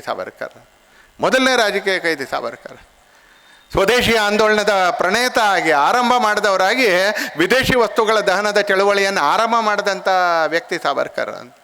ಸಮಾಜದಲ್ಲಿ ಅಸ್ಪೃಶ್ಯತೆ ಅಂತಕ್ಕಂಥ ಜಾಡ್ಯ ಅವತ್ತು ಇತ್ತು, ಗಾಢವಾಗಿತ್ತು, ಇವತ್ತು ತೆಳುವಾಗಿ ಉಳ್ಕೊಂಡಿದೆ. ಅದನ್ನು ಆಮೂಲಾಗ್ರವಾಗಿ ತೊಡೆದು ಹಾಕಬೇಕು ಅಂತ ಹೇಳಿ ರತ್ನಗಿರಿಯಲ್ಲಿ ಪತಿತ ಪಾವನ ಮಂದಿರವನ್ನು ಆರಂಭ ಮಾಡಿದಂಥ ಒಬ್ಬ ಶ್ರೇಷ್ಠ ಸಮಾಜ ಸುಧಾರಕ ಸಾವರ್ಕರ್. ಕೇವಲ ಪತಿತ ಪಾವನ ಮಂದಿರವನ್ನು ಸ್ಥಾಪನೆ ಮಾಡೋದು ಮಾತ್ರ ಅಲ್ಲ, ಅಲ್ಲಿನ ಪೂಜೆ, ಅಲ್ಲಿನ ಅರ್ಚಕರು, ಅಲ್ಲಿನ ಪೂಜೆ ಸೇವಾಕರ್ತರು, ಅಲ್ಲಿರ್ತಕ್ಕಂಥ ಚಟುವಟಿಕೆಯಲ್ಲಿ ಸಾಮಾಜಿಕ ಸಮರಸತೆಯ ಒಂದು ಫಾರ್ಮುಲಾವನ್ನು, ಒಂದು ಸಮೀಕರಣವನ್ನು ಕೊಟ್ಟು ಪತಿತ ಪಾವನ ಮಂದಿರವನ್ನು ಆರಂಭ ಮಾಡಿದಂಥ ವ್ಯಕ್ತಿ ಸಾವರ್ಕರ್. ಮೊಟ್ಟ ಮೊದಲನೇ ಬಾರಿಗೆ ಸಹಪಂಕ್ತಿ ಭೋಜನ ಅನ್ನೋದನ್ನು ಕ್ರಾಂತಿಕಾರಕವಾಗಿ ಯೋಚನೆ ಮಾಡಿ ಅದನ್ನು ಸಮಾಜದಲ್ಲಿ ಒಂದು ಸಾಮಾನ್ಯವಾಗಿರ್ತಕ್ಕಂಥ, ಸರಳವಾಗಿರ್ತಕ್ಕಂಥ, ಪರಿವರ್ತನಶೀಲವಾಗಿರುವಂತಹ ಕಾರ್ಯಕ್ರಮವಾಗಿ ಅದನ್ನು ಇಡೀ ದೇಶದಲ್ಲಿ ಅಳವಡಿಸಿರ್ತಕ್ಕಂಥ ವ್ಯಕ್ತಿ ಸಾವರ್ಕರ್. ಇಡೀ ದೇಶದಲ್ಲಿ ಬ್ರಿಟಿಷರ ಸೈನ್ಯಕ್ಕೆ ಸೇರ್ಕೋಬೇಡಿ ಅಂತ ಹೇಳ್ತಾ ಇದ್ದಾಗ ಸಾವರ್ಕರ್ದು ಒಂಟಿ ಧ್ವನಿ, ಇಲ್ಲ ಸೈನ್ಯಕ್ಕೆ ಸೇರ್ಕೊಳ್ಳಿ ಅಂತ. 1932ನೇ ಇಸ್ವಿಯಿಂದ ಸಾವರ್ಕರ್ ಸೈನಿಕೀಕರಣದ ಚಳುವಳಿ ಶುರು ಮಾಡ್ತಾರೆ. ಸೈನಿಕೀಕರಣದ ಚಳುವಳಿಯನ್ನು 1932ರಿಂದ ಶುರು ಮಾಡ್ತಾರೆ. ಕಾಂಗ್ರೆಸ್ನವ್ರು ಬೈತಾರೆ ಅವನ ಸರ್ಕಾರಿಗೆ, ಇವರು ನಮ್ಮ ವಿರುದ್ಧನೇ ಹೋರಾಟ ಮಾಡೋದಕ್ಕೆ ನಮ್ಮ ಯುವಕರನ್ನೇ ಕಳಿಸ್ತಾ ಇದ್ದಾರೆ ಅಂತ. ಸಾವರ್ಕರ್ ಹೇಳ್ತಾರೆ, ಯಾವತ್ತೋ ಒಂದು ದಿವಸ ಬ್ರಿಟಿಷರವರು ಹೊರಗಡೆ ಹೋಗೋದು 100ಕ್ಕೆ 100 ಸತ್ಯ. ಯಾವತ್ತೋ ಒಂದು ದಿವಸ ಬ್ರಿಟಿಷರು ಹೋಗೋದು 100ಕ್ಕೆ 100 ಸತ್ಯ. ಅವ್ರು ಯಾವತ್ತು ನಮ್ಮನ್ನು ಬಿಟ್ಟು ಹೋಗ್ತಾರೋ, ಇವತ್ತಿರ್ತಕ್ಕಂಥ ಸೈನ್ಯದಲ್ಲಿ ಕೇವಲ ಮುಸಲ್ಮಾನರ ಸೈನಿಕರು ಇರ್ತಕ್ಕಂಥದ್ದು. ನೀವು ಹೇಗೆ ತುಷ್ಟೀಕರಣ ಮಾಡ್ತಾ ಇದ್ದೀರಾ ಕಾಂಗ್ರೆಸ್ನವರು, ಮುಸ್ಲಿಂ ಲೀಗ್ ಹೇಗೆ ತನ್ನನ್ನು ತಾನು ಒಂದು ಮುಸಲ್ಮಾನರ ಪಕ್ಷ ಅಂತ ಕರೆಸ್ಕೊಳ್ತಾ ಇದೆಯಾ. ಅಕಸ್ಮಾತ್ ಅವ್ರು ಕೇಳ್ತಾ ಇರ್ತಕ್ಕಂಥ ಪಾಕಿಸ್ತಾನ ಆಯಿತು ಅಂತಾದರೆ, ಸ್ವತಂತ್ರ ಭಾರತದಲ್ಲಿ ಸೈನ್ಯನೇ ಇರೋದಿಲ್ಲ ರಕ್ಷಣೆಗೆ. ಸ್ವತಂತ್ರ ಭಾರತದಲ್ಲಿ ಸೈನ್ಯನೇ ಇರೋದಿಲ್ಲ. 1932ರಿಂದ 1943ವರೆಗೆ ನಿರಂತರವಾಗಿ ಈ ಭಾಷಣ ಮಾಡ್ತಾರೆ ಜನ. ಕಾಂಗ್ರೆಸ್ನವರು ಇವ್ರನ್ನ ಮೂರ್ಖರು ಅಂತ ಇರಬೇಕಾದ್ರೆ, ನಿಧಾನಕ್ಕೆ ದೇಶ ವಿಭಜನೆ ಆಗುತ್ತೆ ಅಂತ ಹೇಳಿದಾಗ ಅಕಸ್ಮಾತ್ ನಮ್ಮ ದೇಶದಲ್ಲಿ ಒಂದಷ್ಟು ಹಿಂದೂ ಸೈನಿಕರು ಉಳ್ಕೊಂಡಿದ್ರೆ ಅದಕ್ಕೆ ಏಕಮಾತ್ರ ಕಾರಣ ಸಾವರ್ಕರ್. ಮಹಾರಾಷ್ಟ್ರದಲ್ಲಿ, ಬೆಂಗಳೂರಿನಲ್ಲಿ, ಚೆನ್ನೈನಲ್ಲಿ, ಮುಂಬೈನಲ್ಲಿ, ಲಕ್ನೋದಲ್ಲಿ, ಗುವಾಹಟಿವರೆಗೂ ಪ್ರವಾಸ ಮಾಡ್ತಾರೆ. ಯುವಕರ ಸಭೆಗಳಲ್ಲಿ ಸೈನ್ಯಕ್ಕೆ ಸೇರ್ಕೊಳ್ಳಿ, ಬಂದೂಕ್ ಚಲಾಯಿಸೋದನ್ನು ಕಲೀರಿ, ಬಾಂಬ್ ಮಾಡೋದನ್ನು ಕಲೀರಿ, ಯುದ್ಧ ತಂತ್ರಗಳನ್ನ ಕಲೀರಿ, ಸೈನ್ಯ ನಡೆಸೋದನ್ನು ಕಲೀರಿ, ವ್ಯೂಹ ರಚನೆಯನ್ನು ಕಲೀರಿ. ಭಾಷಣದ ವಿಡಿಯೋಗಳು ಉಪಲಬ್ಧ ಇದ್ದಾವೆ. ಬೆಂಗಳೂರಿನಿಂದ ಹಿಡಿದು ಲಕ್ನೋ ಮುಖಾಂತರ ಗುವಾಹಟಿವರೆಗೂ ಹೋಗ್ತಾರೆ ಸೈರ್ಯ. ಲಕ್ಷಾಂತರ ಜನ ಯುವಕರಿಗೆ ಪ್ರೇರಣೆ ಕೊಡ್ತಾರೆ. ನೀವೇ ಯೋಚನೆ ಮಾಡಿ, 1947ರಲ್ಲಿ ವಿಭಜನೆ ಆದಾಗ ಯಾವ ಸೈನಿಕರು ಯಾವ ಕಡೆ ಬೇಕೋ ಆ ಕಡೆ ಹೋಗ್ಬೋದು ಅಂತ ಹೇಳಿದಾಗ ಸಾರಾಸಗಟು ಒಂದು ಕಡೆಯಿಂದ ಮುಸಲ್ಮಾನ್ ಸೈನಿಕರು ಪಾಕಿಸ್ತಾನದ ಕಡೆಗೆ ಹೊರಟಾಗ ದೇಶ ನಿಷ್ಠೆಯನ್ನು ಮರೆತು ಭಾರತದ ರಕ್ಷಣೆಗೆ ಅಂತ ಒಂದಷ್ಟು ಹಿಂದೂ ಸೈನಿಕರು ಉಳ್ಕೊಂಡಿದ್ರೆ ಅದು ಕೇವಲ ಸಾವರ್ಕರ್ ಕಾರಣಕ್ಕೆ, ಕಾಂಗ್ರೆಸ್ಸಿನ ಕಾರಣಕ್ಕಲ್ಲ. ಯಾಕಂದರೆ ಕಾಂಗ್ರೆಸ್ ಹಾಸ್ಯ ಮಾಡ್ತಿತ್ತು ಸಾವರ್ಕರ್ ಅವರಿಗೆ, ಟೀಕೆ ಮಾಡ್ತಿತ್ತು ಅಂತ. ಹೀಗೆ ಈ ದೇಶದಲ್ಲಿ ಸೈನಿಕೀಕರಣದ ಬಗ್ಗೆ ಬಹುದೊಡ್ಡದಾಗಿರ್ತಕ್ಕಂಥ ಒಂದು ಆಂದೋಲನವನ್ನು ನಡೆಸಿರ್ತಕ್ಕಂಥ ವ್ಯಕ್ತಿ ಸಾವರ್ಕರ್ ಒಬ್ಬ ಸಮಾಜ ಸುಧಾರಕ ಕೂಡ. ನಾನು ಆಗಲೇ ಹೇಳಿದೆ ಅಂತಲೇ, ಹಿಂದೂ ಸಮಾಜ ಉಳ್ಕೊಳ್ಬೇಕು, ಹಿಂದೂ ಸಮಾಜ ಅಖಂಡವಾಗಿರಬೇಕು, ಹಿಂದೂ ಸಮಾಜ ಆರೋಗ್ಯಕರವಾಗಿರಬೇಕು, ಹಿಂದೂ ಸಮಾಜ ಒಗ್ಗಟ್ಟಿನಿಂದ ಇರಬೇಕು ಅನ್ನೋದಕ್ಕೆ ತನ್ನ ಜೀವನದ ಉತ್ತರಾರ್ಧದಲ್ಲಿ ತುಂಬ ಚಟುವಟಿಕೆಗಳನ್ನ ನಡೆಸ್ತಾರೆ ಅವರು. ಇವತ್ತು ವೇದಿಕೆಯಲ್ಲಿ ಇಬ್ಬರಿಗಿಂತ ಹೆಚ್ಚು ಮಕ್ಕಳನ್ನು ಮನೆಯಲ್ಲಿ ಪಡೆಯುವಂಥ ಭಾಗ್ಯ ಹೊಂದಿರತಕ್ಕಂಥ, ಅದಕ್ಕಾಗಿ ಪ್ರಯತ್ನಶೀಲರು ಆಗಿದ್ದಂಥ ಕೆಲವು ದಂಪತಿಗಳಿಗೆ ಸನ್ಮಾನ ಮಾಡಬೇಕು ಅಂತ ಇಲ್ಲಿ ಹೇಳಿದಾಗ ನಾನು ಹೀಗೆ ಸಭೆನಲ್ಲಿ ನೋಡ್ತಿದ್ದೆ ಅಂತಲೇ. ಅನೇಕ ಜನರ ಮುಖದಲ್ಲಿ ಹಾಸ್ಯ ಮಿಶ್ರಿತವಾಗಿರ್ತಕ್ಕಂಥ ನಗು, ಕೆಲವರ ಮನಸ್ಸಿನಲ್ಲಿ ಒಂದು ಸ್ವಲ್ಪ ನಾಚಿಕೆಯ ಭಾವ, ಇದೇನಿದು ಸಾವರ್ಕರ್ ಪ್ರತಿಷ್ಠಾನದವ್ರು ಏನು ಮಾಡ್ತಾ ಇದ್ದಾರೆ ಅಂತಕ್ಕಂಥ ಭಾವ. ಆ ಎಲ್ಲ ಘಟ್ಟ ದಾಟಿದ್ದೀವಿ. ಈಗ 1 ಗಂಟೆ ಆಗಿದೆ ಅವ್ರಿಗೆ ಸನ್ಮಾನ ಮುಗಿದು ಒಂದ್ಸಲಿ ಅಂತ ಯೋಚನೆ ಮಾಡಿ. ಇವತ್ತು ಹಿಂದೂ ಪುನರ್ಜನನದ ಪ್ರಮಾಣ 1.7. ಇವತ್ತು ಯಾವುದಾದ್ರೂ ಒಂದು ಸಮಾಜದಲ್ಲಿ ಪುನರ್ಜನನದ ಪ್ರಮಾಣ 2.1 ಇಲ್ದಿದ್ರೆ, ಸೈನ್ಸ್ ಇದು ಇಲ್ಲಿರ್ತಕ್ಕಂಥವ್ರು ಎಲ್ರಿಗೂ, ಅನೇಕ ಶಿಕ್ಷಣ ತಜ್ಞರಿಗೆ, ಡಾಕ್ಟ್ರಿಗೆ ನಾನು ಹೇಳ್ತಾ ಇರೋ ಸೈನ್ಸ್ ಗೊತ್ತೇ ಇದೆ. ಅವ್ರು ನನಗಿಂತ ಚೆನ್ನಾಗಿ ಕರಾರುವಾಕ್ಕಾಗಿ ಸಂಖ್ಯೆಗಳನ್ನ ಹೇಳ್ಬೋದು, ತಪ್ಪಿದರೆ ಸರಿಯೂ ಮಾಡ್ಬೋದು. 2.1 ಇಲ್ದಿದ್ರೆ ಯಾವುದೇ ಪ್ರದೇಶದ ಅಥವಾ ಯಾವುದೇ ಜನಾಂಗದ ಜನಸಂಖ್ಯೆ ಅದಾಗೇ ಉಳ್ಕೊಳ್ಳೋದಿಲ್ಲ, ಅದು ಕ್ಷಯಿಸ್ತಾ ಹೋಗುತ್ತೆ. ಒಂದು ಕುಟುಂಬದಲ್ಲಿ 2.1 ಅಂತ ಹೇಳಿದ್ರೆ 2 ಅಥವಾ 3 ಆ ಥರ ಮಕ್ಕಳಾಗಲಿಲ್ಲ ಅಂತ ಹೇಳಿದ್ರೆ ಆ ಜನಾಂಗ ಮತ್ತು ಆ ಪ್ರದೇಶದಲ್ಲಿ ಆ ಒಂದು ವರ್ಗಕ್ಕೆ ಸಂಬಂಧಪಟ್ಟಿರ್ತಕ್ಕಂಥ ಜನಸಂಖ್ಯೆ ನಿಧಾನಕ್ಕೆ ಕುಸಿತಾ ಹೋಗುತ್ತೆ ಅಂತ. ಪಂಜಾಬಿನ ಹಿಂದೂಗಳ ಜನಸಂಖ್ಯೆಯ ಪುನರ್ಜನನದ ಪ್ರಮಾಣ 0.9, 1ಕ್ಕಿಂತ ಕಡಿಮೆ. ನೆನಪಿಟ್ಕೊಳ್ಳಿ. ಈಗ ಮೊನ್ನೆ ರಿಲೀಸ್ ಆಗಿರೋ ಸ್ಟ್ಯಾಟಿಸ್ಟಿಕ್ಸ್ ನಾನು ನಿಮಗೆ ಬೇಕಿದ್ರೆ ಒಂದಷ್ಟು ಜನ ಪ್ರಮುಖರಿಗೆ ಕಳಿಸ್ತೀನಿ, ಓದಿ ಒಂದ್ಸಲ. ಕರ್ನಾಟಕದಲ್ಲಿ ಹಿಂದೂಗಳ ಪುನರ್ಜನನದ ಪ್ರಮಾಣ 1.47. ಅದು ಗ್ರಾಮೀಣ ಪ್ರದೇಶಗಳನ್ನ ತೆಗೆದುಹಾಕ್ಬಿಟ್ರೆ ನಗರ ಪ್ರದೇಶಗಳಲ್ಲಿ ಅದು ಕೂಡ 1ಕ್ಕಿಂತ ಕಡಿಮೆ. ಬರೀ ಪೂರ್ವಾಂಚಲ, ಕಾಶಿಯಿಂದ ಪಟ್ನಾವರೆಗೆ ಇರತಕ್ಕಂಥ ಒಂದು ಪ್ರದೇಶ ಮತ್ತು ಬಿಹಾರದಲ್ಲಿ ಮಾತ್ರ 2.5ಗಿಂತ ಜಾಸ್ತಿ ಇರತಕ್ಕಂಥದ್ದು, 2.7, 2.8ಕ್ಕಿಂತ ಜಾಸ್ತಿ ಇರ್ತಕ್ಕಂಥ. ಏನಾಗುತ್ತೆ ಅಂತ ಕೇಳಿದ್ರೆ, ಮುಸಲ್ಮಾನರ ಸಂಖ್ಯೆ ಜಾಸ್ತಿ ಆಯಿತು, ಪಾಕಿಸ್ತಾನ ನಿರ್ಮಾಣ ಆಯಿತು. ಮೊಹಮ್ಮದ್ ಅಲಿ ಜಿನ್ನಂಗೆ ಪ್ರಧಾನಮಂತ್ರಿ ಆಗಬೇಕು ಅನ್ನುವಂಥ ಆಕಾಂಕ್ಷೆ ಬಂತು, ಅದಕ್ಕೆ ಪಾಕಿಸ್ತಾನ ನಿರ್ಮಾಣ ಆಗಿದ್ದಲ್ಲ. ನಮ್ಮ ದೇಶದ್ದೇ ಆಗಿರ್ತಕ್ಕಂಥ 51 ಶಕ್ತಿಪೀಠದಲ್ಲಿ ಒಂದಾಗಿರ್ತಕ್ಕಂಥ ಡಾಕೇಶ್ವರಿಯ ಮಂದಿರ ಇರತಕ್ಕಂಥ ಢಾಕಾ ಯಾಕೆ ಬಾಂಗ್ಲಾದಲ್ಲಿದೆ? ರಾಮನ ಮಗ ಲವ ಆಳ್ದಂಥ ಲಾಹೋರು ಅದು ಯಾಕೆ ಪಾಕಿಸ್ತಾನದಲ್ಲಿದೆ? ಒಂದೇ ಒಂದು ಸಲ ಅಂದ್ಕೊಳ್ಳಿ, ಒಂದೇ ಒಂದು ಸಲ ಯೋಚನೆ ಮಾಡಿ. ಒಂದ್ಸಲಿ ಬೆಂಗಳೂರಿನ ಶಿವಾಜಿನಗರ ಅಸೆಂಬ್ಲಿ ಕಾನ್ಸ್ಟಿಟ್ಯೂನ್ಸಿಯಲ್ಲಿ ಯಾಕೊಬ್ಬ ಹಿಂದೂ ಗೆಲ್ಲಕ್ಕಾಗಲ್ಲ? ಯಾವುದೇ ಪಾರ್ಟಿ ಹಿಂದೂ ಗೆಲ್ಲಿರಿ, BJP ಹಿಂದೂ ಗೆಲ್ಲಬೇಕು ಅಂತಿಲ್ಲ. ಇಲ್ಲಿ ಯಾರಾದರೂ ಕಾಂಗ್ರೆಸ್ ಕಾರ್ಯಕರ್ತರಿದ್ದರೆ ಆ ಪಕ್ಷಕ್ಕೆ ಸವಾಲಾಗ್ತೀನಿ ನಾನು. ಆ ಸೀಟ್ನಲ್ಲಿ ಕಾಂಗ್ರೆಸ್ನಿಂದ ಹಿಂದೂನೇ ಯಾಕೆ ಗೆಲ್ಸೋಕ್ಕಾಗಲ್ಲ? ಶಿವಾಜಿನಗರದಲ್ಲಿ, ಶಾಂತಿನಗರದಲ್ಲಿ ಯಾಕೆ ಹಿಂದೂವನ್ನು ಗೆಲ್ಸಲ್ಲ? ಸರ್ವಜ್ಞ ನಗರದಲ್ಲಿ ಯಾಕೆ ಹಿಂದೂವನ್ನು ಗೆಲ್ಸಲ್ಲ? ಕಲಬುರಗಿ ಉತ್ತರದಲ್ಲಿ ಯಾಕೆ ಹಿಂದೂವನ್ನು ಗೆಲ್ಸಲ್ಲ ಅನ್ಸಲ್ಲ? ಯಾಕೆ ಗೆಲ್ಸೋದಿಲ್ಲ ಅನ್ಸಲ್ಲ? ಯಾಕಂದರೆ ಇಲ್ಲಿ ಅಲ್ಲಿಗೆ ರಾಜಕೀಯಕ್ಕೆ ಬಂದು ನಿಲ್ಲೋದಿಲ್ಲ ಅದು ಅನ್ಸಲಿ. ಜನಸಂಖ್ಯೆ ರಾಜಕೀಯಕ್ಕೆ ಬಂದು ಜನಸಂಖ್ಯೆಗೆ ಬಂದು ನಿಲ್ಲುತ್ತೆ, ಜನಸಂಖ್ಯೆ ಒಂದು ಕುಟುಂಬಕ್ಕೆ ಬಂದು ನಿಲ್ಲುತ್ತೆ ಅಂತಿಲ್ಲ. ಒಂದು 100 ವರ್ಷಗಳ ಕಾಲ ಕಾಂಗ್ರೆಸ್ ಮತ್ತು ಕಾಂಗ್ರೆಸ್ಸಿನ ಮುಖಂಡರು, ಅದರ ಜೊತೆಗೆ ನಮ್ಮ ದೇಶದ ಧಾರ್ಮಿಕ ಮತ್ತು ಸಾಂಸ್ಕೃತಿಕ ಮುಖಂಡರುಗಳು ತಮ್ಮ ಕಣ್ಣನ್ನು, ತಮ್ಮ ಮುಖವನ್ನು ಇನ್ನೊಂದು ಕಡೆಗೆ ತಿರುಗಿಸಿದ್ರಿಂದ, ಈ ಸಮಸ್ಯೆಯಿಂದ ದೂರ ತಿರುಗಿಸಿದ್ರಿಂದ ಇವತ್ತು ಪಾಕಿಸ್ತಾನ ಮತ್ತು ಬಾಂಗ್ಲಾ ನಿರ್ಮಾಣ ಆಯಿತು ಅಂತಾರೆ. ಪಾಕಿಸ್ತಾನ ಮತ್ತು ಬಾಂಗ್ಲಾ, ನನ್ನ ಮನೇಲಿ ಮಕ್ಕಳ ಸಂಖ್ಯೆ ಒಂದಷ್ಟು ಇರಬೇಕು, ಹೆಚ್ಚಿರಬೇಕು ಅನ್ನುವಂಥದ್ದು ಅದು ನನ್ನ ಮನೆಗೆ ಮಾತ್ರ ಸಂಬಂಧಪಟ್ಟಿರ್ತಕ್ಕಂಥ ವಿಷಯ ಅಲ್ಲ. ಅದೊಂದು ಜನಾಂಗಕ್ಕೆ, ಒಂದು ಸಂಸ್ಕೃತಿಗೆ, ಒಂದು ಸಮಾಜಕ್ಕೆ, ಒಂದು ದೇಶಕ್ಕೆ ಸಂಬಂಧಪಟ್ಟಿರ್ತಕ್ಕಂಥ ವಿಷಯ. ಅದು ಒಂದು ದೇಶಕ್ಕೆ ಸಂಬಂಧಪಟ್ಟಿರ್ತಕ್ಕಂಥ ವಿಷಯ. ಮತ್ತು ನಾನು ಹೇಳ್ತೀನಿ,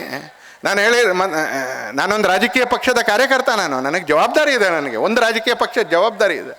ಆದರೆ ನಾನು ಹೇಳ್ತಾ ಇರ್ತಕ್ಕಂಥದ್ದು, ಅದೇ ಕಾಂಗ್ರೆಸ್ ಪಕ್ಷದಲ್ಲೇ ಶಿವಾಜಿನಗರ ಕಾನ್ಸ್ಟಿಟ್ಯೂನ್ಸಿಲಿ ಹಿಂದೂಗೆ ಯಾಕೆ ಟಿಕೆಟ್ ಕೊಡಲ್ಲ ಅವರು?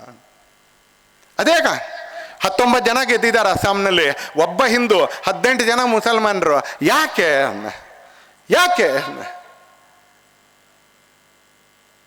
ಇಬ್ರು ಗೆದ್ದಿದ್ದಾರೆ AUDFನಿಂದ, ಅವರು ಮುಸಲ್ಮಾನರು. ಇಬ್ರು ಗೆದ್ದಿದ್ದಾರೆ ರೈಜೋರ ದಳದಿಂದ, ಅದರಲ್ಲಿ ಒಬ್ಬ ಹಿಂದೂ ಇನ್ನೊಬ್ಬ ಮುಸಲ್ಮಾನ. ಇನ್ನೊಬ್ರು TMCಯಿಂದ ಒಬ್ರು ಗೆದ್ದಿದ್ದಾರೆ, ಅವರು ಒಬ್ಬ ಮುಸಲ್ಮಾನ. ಒಬ್ಬ ಇಂಡಿಪೆಂಡೆಂಟ್ ಗೆದ್ದಿದ್ದಾರೆ, ಅವರು ಒಬ್ಬರು ಮುಸಲ್ಮಾನರು. ಯಾಕಿದು? ಯಾಕೆ? ಈ ನಿಶ್ಚಿತವಾಗಿರ್ತಕ್ಕಂಥ ಕ್ಷೇತ್ರಗಳಲ್ಲಿ ಯಾಕೊಬ್ಬ ಅದೇ ಪಕ್ಷದ ಹಿಂದೂವನ್ನು ಗೆಲ್ಸಕ್ಕೆ ಸಾಧ್ಯ ಇಲ್ಲ ಅಂತ ಕೇಳಿದ್ರೆ ಅವ್ರಿಗೂ ಭಾಳ ಚೆನ್ನಾಗಿ ಗೊತ್ತು. ಅಲ್ಲಿ ಹಿಂದೂ ನಿಲ್ಲಿಸಿದ್ರೆ ಓಟ್ ಹಾಕಲ್ಲ ಅಂತ, ಅಲ್ಲಿ ನಿಲ್ಲಿಸಿದ್ರೆ ಹಿಂದೂವನ್ನು ನಿಲ್ಲಿಸಿದ್ರೆ ಓಟ್ ಹಾಕಲ್ಲ ಅಂತ. 80 ವರ್ಷದ ಕೆಳಗೆ ಸಾವರ್ಕರ್ ಹೇಳಿದ್ರು, ಮತಾಂತರ ಅಂದರೆ ರಾಷ್ಟ್ರಾಂತರ ಅಂತ. 80 ವರ್ಷದ ಕೆಳಗೆ ಸಾವರ್ಕರ್ ಹೇಳಿದ್ರು, ಮತಾಂತರ ಅಂತ ಹೇಳಿದ್ರೆ ಯಾವ ಧರ್ಮಕ್ಕೂ ವಿರೋಧಿಗಳಲ್ಲ ನಾವು. ಆನೋ ಭದ್ರ ಕರ್ತವೋ ಎಂತೂ ವಿಶ್ವತಃ ಅಂತ ಹೇಳಿರ್ತಕ್ಕಂಥ ಒಂದು ಸಂಸ್ಕೃತಿಗೆ ಸೇರಿರ್ತಕ್ಕಂಥವ್ರು ನಾವು. ಒಳ್ಳೇದು ಯಾವ ಕಡೆಯಿಂದ ಬೇಕಾದರೂ ಬರಲಿ, ಆ ಒಳ್ಳೆಯದನ್ನು ನಾವು ಸ್ವೀಕರಿಸ್ತೀವಿ ಅಂತ ಹೇಳಿರ್ತಕ್ಕಂಥದ್ದು ನಾವು. ಮುಸಲ್ಮಾನ ಧರ್ಮದಲ್ಲಿ ತುಂಬ ಒಳ್ಳೆಯದಾಗಿರ್ತಕ್ಕಂಥ ಜೀವನ ಪದ್ಧತಿಗಳಲ್ಲಿ, ಆರ್ಥಿಕ ವಿಷಯಗಳಿಗೆ ಸಂಬಂಧಪಟ್ಟಿರ್ತಕ್ಕಂಥ ತುಂಬ ಒಳ್ಳೆಯದಾಗಿರ್ತಕ್ಕಂಥ ಅನೇಕ ಪದ್ಧತಿಗಳು ನಾವು ಅಳವಡಿಸ್ಕೊಳ್ಬೇಕಾಗಿರ್ತಕ್ಕಂಥದ್ದು ಇದೆ ಅಂತಂದೆ. ಆದರೆ ನಮ್ಮ ಪ್ರಶ್ನೆ ಏನು ಅಂತ ಕೇಳಿದ್ರೆ, ಇದು ಯಾಕೆ ಮೂಲಭೂತವಾದ? ಯಾಕೆ? ವೈ ಫಂಡಮೆಂಟಲಿಸಮ್, ವೈ ಕಮ್ಯುನಲಿಸಮ್ ಅಂತದೆ. ಸಾವರ್ಕರ್ ಇದನ್ನು 80 ವರ್ಷದ ಕೆಳಗೆ ಹೇಳ್ತಾರೆ. ಮತಾಂತರ ಅಂತ ಕೇಳಿದ್ರೆ ಕೇವಲ ಧಾರ್ಮಿಕ ನಂಬಿಕೆಗಳ ವ್ಯತ್ಯಾಸ ಮಾತ್ರ ಅಲ್ಲ, ಮತಾಂತರ ಅಂತ ಹೇಳಿದ್ರೆ ಧರ್ಮಾಂತರ. ಮತಾಂತರ ಅಂತ ಹೇಳಿದರೆ ಸಂಸ್ಕೃತಿಯಿಂದ ದೂರ ಆಗೋದು, ಮತಾಂತರ ಅಂತ ಹೇಳಿದರೆ ಪದ್ಧತಿಗಳಿಂದ ದೂರ ಆಗೋದು, ಮತಾಂತರ ಅಂತ ಹೇಳಿದರೆ ಇಲ್ಲಿನ ಎಲ್ಲದರಿಂದ ದೂರ ಆಗೋದು, ಮತಾಂತರ ಅಂತ ಹೇಳಿದರೆ ಇಲ್ಲಿನ ಆಹಾರದಿಂದ ದೂರ ಆಗೋದು, ಮತಾಂತರ ಅಂದರೆ ಇಲ್ಲಿನ ವೇಷದಿಂದ ದೂರ ಆಗೋದು. ಯಾಕೆ? ನಿನ್ನೆವರೆಗೆ ಪಂಚೆ ಉಟ್ಕೊಳ್ತಾ ಇದ್ದವರು ಇವತ್ತು ಯಾಕೆ ಪಂಚೆ ಉಟ್ಕೊಳ್ದೆ ಪೈಜಾಮ ಹಾಕಬೇಕು? ನಿನ್ನೆವರೆಗೆ ಪಾದದವರೆಗೆ ಇರತಕ್ಕಂಥ ಪೈಜಾಮ ಹಾಕ್ಕೊಳ್ತಾ ಇದ್ದವ್ರು ಇವತ್ತು ಯಾಕೆ 4 ಇಂಚ್ ಮೇಲಿನ ಪೈಜಾಮ ಹಾಕ್ಕೋಬೇಕು ಅನ್ಸಲ್ಲಿ? ಯಾಕೆ ಅಂದರೆ ಇನ್ಯಾವುದೋ ದೇಶದ ಜೊತೆಗೆ ತಮ್ಮನ್ನು ತಾವು ಸಮೀಕರಿಸ್ಕೊಳ್ಬೇಕು. ಹಾಗಾಗಿ ಸಾವರ್ಕರ್ ಹೇಳಿದ್ರು, ಮತಾಂತರ ಅಂತ ಹೇಳಿದ್ರೆ ರಾಷ್ಟ್ರಾಂತರ ಅಂತ ಹೇಳಿದ್ರು ಅನ್ಸಲ್ಲಿ. ಗೋವಾದ ಒಂದು ಜನಮತ ಗಣನೆಯಲ್ಲಿ ಅಲ್ಲಿದ್ದಂಥ ಕೆಲವರು ನಾವು ಪೋರ್ಚುಗಲ್ ಜೊತೆಗೆ ಇರ್ತೀವಿ ಅಂತ ಓಟ್ ಹಾಕಿದಾಗ, ಅಂದರೆ ಸಾಲಾಜಾರ್, ಅಲ್ಲಿರ್ತಕ್ಕಂಥ ರಾಜನಿಗೆ ಹೆಸರು ಸಾಲಾಜಾರ್ ಅಂತ, ಆ ಸಾಲಾಜಾರ್ನ ಆಳ್ವಿಕೆಯಲ್ಲೇ ಇರ್ತೀವಿ ಅಂತ ಓಟ್ ಹಾಕಿದಾಗ ಸಾವರ್ಕರ್ ಇದನ್ನು ಹೇಳ್ತಾರೆ, ಮತಾಂತರ ಅಂತ ಹೇಳಿದ್ರೆ ಧರ್ಮಾಂತರ ಅಂತ ಹೇಳ್ತಾರೆ. ಮತಾಂತರ ಅಂತ ಹೇಳಿದ್ರೆ ಧರ್ಮಾಂತರ. ಇದನ್ನೆಲ್ಲ ಮಾಡ್ತಾ ಇರಬೇಕಾದ್ರೆ ಸಾವರ್ಕರು ಆರಾಮವಾಗಿ ಮನೇಲಿ ಇದ್ಕೊಂಡು ಮಾಡಿದ್ರು ಅಂತಿಲ್ಲ, ಪುರ್ಸೊತ್ತಿತ್ತವ್ರಿಗೆ. ಹಾಗಾಗಿ ಇದನ್ನೆಲ್ಲವನ್ನು ಪುಸ್ತಕ ಬರೀತಿದ್ರು ಅಂತ ಏನಿಲ್ಲ. ನಾನು ಆಗಲೇ ಹೇಳಿದೆ, 2 ಕರಿ ನೀರಿನ ಶಿಕ್ಷೆಗೆ ಒಳಗಾಗಿದ್ದಂಥ ಮೊದಲನೇ ಪೊಲಿಟಿಕಲ್ ಪ್ರಿಸನರ್, ರಾಜಕೀಯ ಕೈದಿಯವರು. ಒಟ್ಟು 27 ವರ್ಷಗಳ ಕಾಲ ಹೌಸ್ ಅರೆಸ್ಟು ಸೇರಿ 27 ವರ್ಷಗಳ ಕಾಲ ಜೈಲಲ್ಲಿದ್ದರು. 13 ವರ್ಷಗಳ ಕಾಲ ಅಂಡಮಾನ್ನ ಕರಿ ನೀರು ಶಿಕ್ಷೆಯಲ್ಲಿದ್ದರು. ಆ ಅಂಡಮಾನ್ನ ಕರಿ ನೀರಿನ ಶಿಕ್ಷೆಯ ಮಹತ್ವ ಏನು ಅಂತ ಕೇಳಿದ್ರೆ, ಸ್ವಾತಂತ್ರ್ಯ ಬಂದ ನಂತರ ಜವಾಹರ್ಲಾಲ್ ನೆಹರು ಆ ಅಂಡಮಾನ್ನ ಸೆಲ್ಯುಲರ್ ಜೈಲನ್ನು ಕೆಡವಿ ಅಲ್ಲೊಂದು ಆಸ್ಪತ್ರೆ ಕಟ್ಟಬೇಕು ಅಂತ ಬಯಸಿದ್ರು. ಇವರಿಗೆ ಆಸ್ಪತ್ರೆ ಕಟ್ಟೋಕ್ಕೆ ಕಾಂಗ್ರೆಸ್ಸಿನ ಮುಖಂಡರಿಗೆ ಅವತ್ತಿಂದು ದೇಶದಲ್ಲಿ ಇನ್ನೆಲ್ಲೂ ಜಾಗ ಇರಲಿಲ್ಲ. ಇವರಿಗೆ ಅಂಡಮಾನ್ನ ಸೆಲ್ಯುಲರ್ ಜೈಲನ್ನು ಕೆಡವೇ ಕಟ್ಟಬೇಕು. ಯಾಕೆ ಅದನ್ನು ಕೆಡವಬೇಕು ಅಂತ ಹೇಳಿದ್ರೆ, ಅದರಲ್ಲಿ 856ಕ್ಕಿಂತ ಜಾಸ್ತಿ ಜನ ಅಲ್ಲಿ ಪ್ರಾಣಾರ್ಪಣೆ ಮಾಡಿದ, ಸೆಲ್ಯುಲರ್ ಜೈಲಿನಲ್ಲಿ ಪ್ರಾಣಾರ್ಪಣೆ ಮಾಡಿದಂಥವ್ರು ದಾಖಲೆ ಅಲ್ಲಿ ಕೆತ್ತಿದ್ದಾರೆ, ಕಲ್ಲಲ್ಲಿ ಕೆತ್ತಿದ್ದಾರೆ. ದೇಶದಲ್ಲಿ ಇನ್ನೆಲ್ಲೂ ಹೋಗಲಿಲ್ಲ ಅಂದರೂ ಪರವಾಗಿಲ್ಲ, ನೀವು ಹೇಳ್ತೀನಿ, ನಾನು ಯಾವ ದೇವಸ್ಥಾನಕ್ಕೆ ಹೋಗಲಿಲ್ಲ ಅಂದರೂ ಪರವಾಗಿಲ್ಲ, ತಪ್ಪು ತಿಳ್ಕೊಬೇಡಿ. ಅವಧೂತರು ಕೂಡ ವೇದಿಕೆಯಲ್ಲಿದ್ದಾರೆ, ನಾನು ಹೇಳ್ತಾ ಇರೋ ವಾಕ್ಯವನ್ನು ತಪ್ಪರ್ಥ ಮಾಡ್ಕೋಬೇಡಿ ಅನ್ಸಲಿ. ಆದರೆ ಈ ದೇಶದಲ್ಲಿ ಹುಟ್ಟೋರವರಾಗಿ ಒಂದ್ಸಲಿ ಸೆಲ್ಯುಲರ್ ಜೈಲಿಗೆ ಹೋಗ್ಬಿಟ್ಟು ಆ 850, 856 ಹೆಸರಿನಲ್ಲಿ ಒಂದು 50 ಹೆಸರಾದರೂ ಓದ್ಕೊಂಬರ್ಬೇಕು ಅನ್ಸಲಿ. ಒಂದು 50 ಹೆಸರಾದರೂ ಓದ್ಕೊಂಡು ಬರಬೇಕು. ಅದನ್ನು ನೋಡಿದ್ರೆ ಅವತ್ತಿದ್ದಂಥ ಕಾಂಗ್ರೆಸ್ನವ್ರಿಗೆ ಮೈಯಲ್ಲೆಲ್ಲ ಒಂಥರ ಮುಜುಗುರದ ಮುಳ್ಳು ಹೇಳ್ತಾ ಇತ್ತು. ಒಂದ್ಸಲ ನಾವು ಇದು ಯಾವುದು ಆಗಲೇ ನಮ್ದು ಯಾರ್ದು ಒಬ್ಬಂದು ಹೆಸರಿಲ್ವಲ್ಲ ಇದರಲ್ಲಿ, ನಮ್ಮ ಒಬ್ಬಂದು ನಮ್ಮ ಪಾರ್ಟಿಯವ್ರು ಒಬ್ಬರಿಂದ ನಮ್ಮವರೆಲ್ಲರೂ ಕೂಡ 2 ದಿನ 3 ದಿನ ಜೈಲಿಗೆ ಹೋಗಿ ಬಂದವರು, 1 ತಿಂಗಳು 2 ತಿಂಗಳು ಜೈಲಿಗೆ ಹೋಗಿ ಬಂದವರು, ಅಥವಾ ಆರಾಮಾಗಿದ್ದು ಬಂದವರು, ಕರಿ ನೀರಿನ ಶಿಕ್ಷೆ ಅನುಭವಿಸ್ದೇ ಇರಲ್ಲ. ಯೋಚನೆ ಮಾಡಿ ಬಂಧುಗಳೇ, ಏಕಕಾಲದಲ್ಲಿ ಬಾಬಾ, ತಾತ್ಯ, ಬಾಳ ಏಕಕಾಲದಲ್ಲಿ ಕರಿ ನೀರು ಶಿಕ್ಷೆಯಲ್ಲಿ ಆ ಜೈಲಲ್ಲಿ ಇರ್ತಾರೆ, ಒಂದೇ ಕಾಲದಲ್ಲಿ. ದೂರದಿಂದ ನೋಡಿ ಭೇಟಿ ಮಾಡೋಕ್ಕಾಗಲ್ಲ, ಮಾತಾಡೋಕ್ಕಾಗಲ್ಲ. ಅಣ್ಣ ತಮ್ಮಂದ್ರು ಕಣ್ಣಲ್ಲಿ ನೀರು ಹಾಕ್ತಾ ಅಳ್ತಾರೆ ಅಂತಲ್ಲಿ, ಕಣ್ಣಲ್ಲಿ ನೀರು ಹಾಕ್ತಾ ಅಳ್ತಾರೆ. ಒಬ್ಬೊಬ್ಬರು ಪಡ್ತಾ ಇದ್ದಂಥ ಕಷ್ಟವನ್ನು ನೋಡಿ ಅಂತಾರೆ, ಒಬ್ಬೊಬ್ಬರು ಪಡ್ತಾ ಇದ್ದಂಥ ಕಷ್ಟವನ್ನು ನೋಡಿ. ಏಕಕಾಲದಲ್ಲಿ 3 ಜನ ಅಣ್ಣ ತಮ್ಮಂದ್ರು ಅಂತಾರೆ. ಏನು ಅಂತ ಕೇಳಿದ್ರೆ, ತೆಂಗಿನ ನಾರಿನಿಂದ ಹಗ್ಗ ಹೊಸಿಬೇಕು, ತೆಂಗಿನ ನಾರಿಂದ ಹಗ್ಗ ಹೊಸಿಬೇಕು, ಯಾವುದೂ ಸಾಧನ ಇಲ್ಲದೆ. ತೆಂಗಿನ ನಾರಿಂದ ಹಗ್ಗ ಹೊಸಿಯೋಕ್ಕೆ ಮೆಷಿನ್ಗಳಿದ್ದಾವೆ. ನೀವು ಪಕ್ಕದ ದಕ್ಷಿಣ ಕನ್ನಡಕ್ಕೆ ಬಂದರೆ, ಕೇರಳಕ್ಕೆ ಹೋದರೆ, ಅಥವಾ ಇಲ್ಲೂ ಯಾವುದಾದ್ರೂ ಭಾಗದಲ್ಲಿ ಇರ್ಬೋದು, ಕೈಯಲ್ಲಿ ಹಗ್ಗ ಹೊಸಿಬೇಕು, ತೊಡೆ ಮೇಲೆ ಉಜ್ಜಿ ಉಜ್ಜಿ ಹಗ್ಗ ಹೊಸಿಬೇಕು ಅಂತಲೇ. ದಿನಕ್ಕೆ 30 kg ಎಣ್ಣೆ ತೆಗಿಬೇಕು ಗಾಣದಲ್ಲಿ. ಅದನ್ನು ಆಯ್ಕೆ ಮಾಡ್ಕೊಳ್ಳಿ ಅಥವಾ ಇದನ್ನು ಆಯ್ಕೆ ಮಾಡ್ಕೊಳ್ಳಿ. ದಿನಕ್ಕೆ 30 kg ಎಣ್ಣೆ ಗಾಣ ತೆಗಿಬೇಕು. ಅದು ಒಣಗಿದ ಕೊಬ್ಬರಿ ಸಿಕ್ಕಿದ್ರೆ ಪರವಾಗಿಲ್ಲ, ಕೆಲವು ಸಲ ಹಸಿ ಕೊಬ್ಬರಿ ಹಾಕ್ತಿದ್ರು.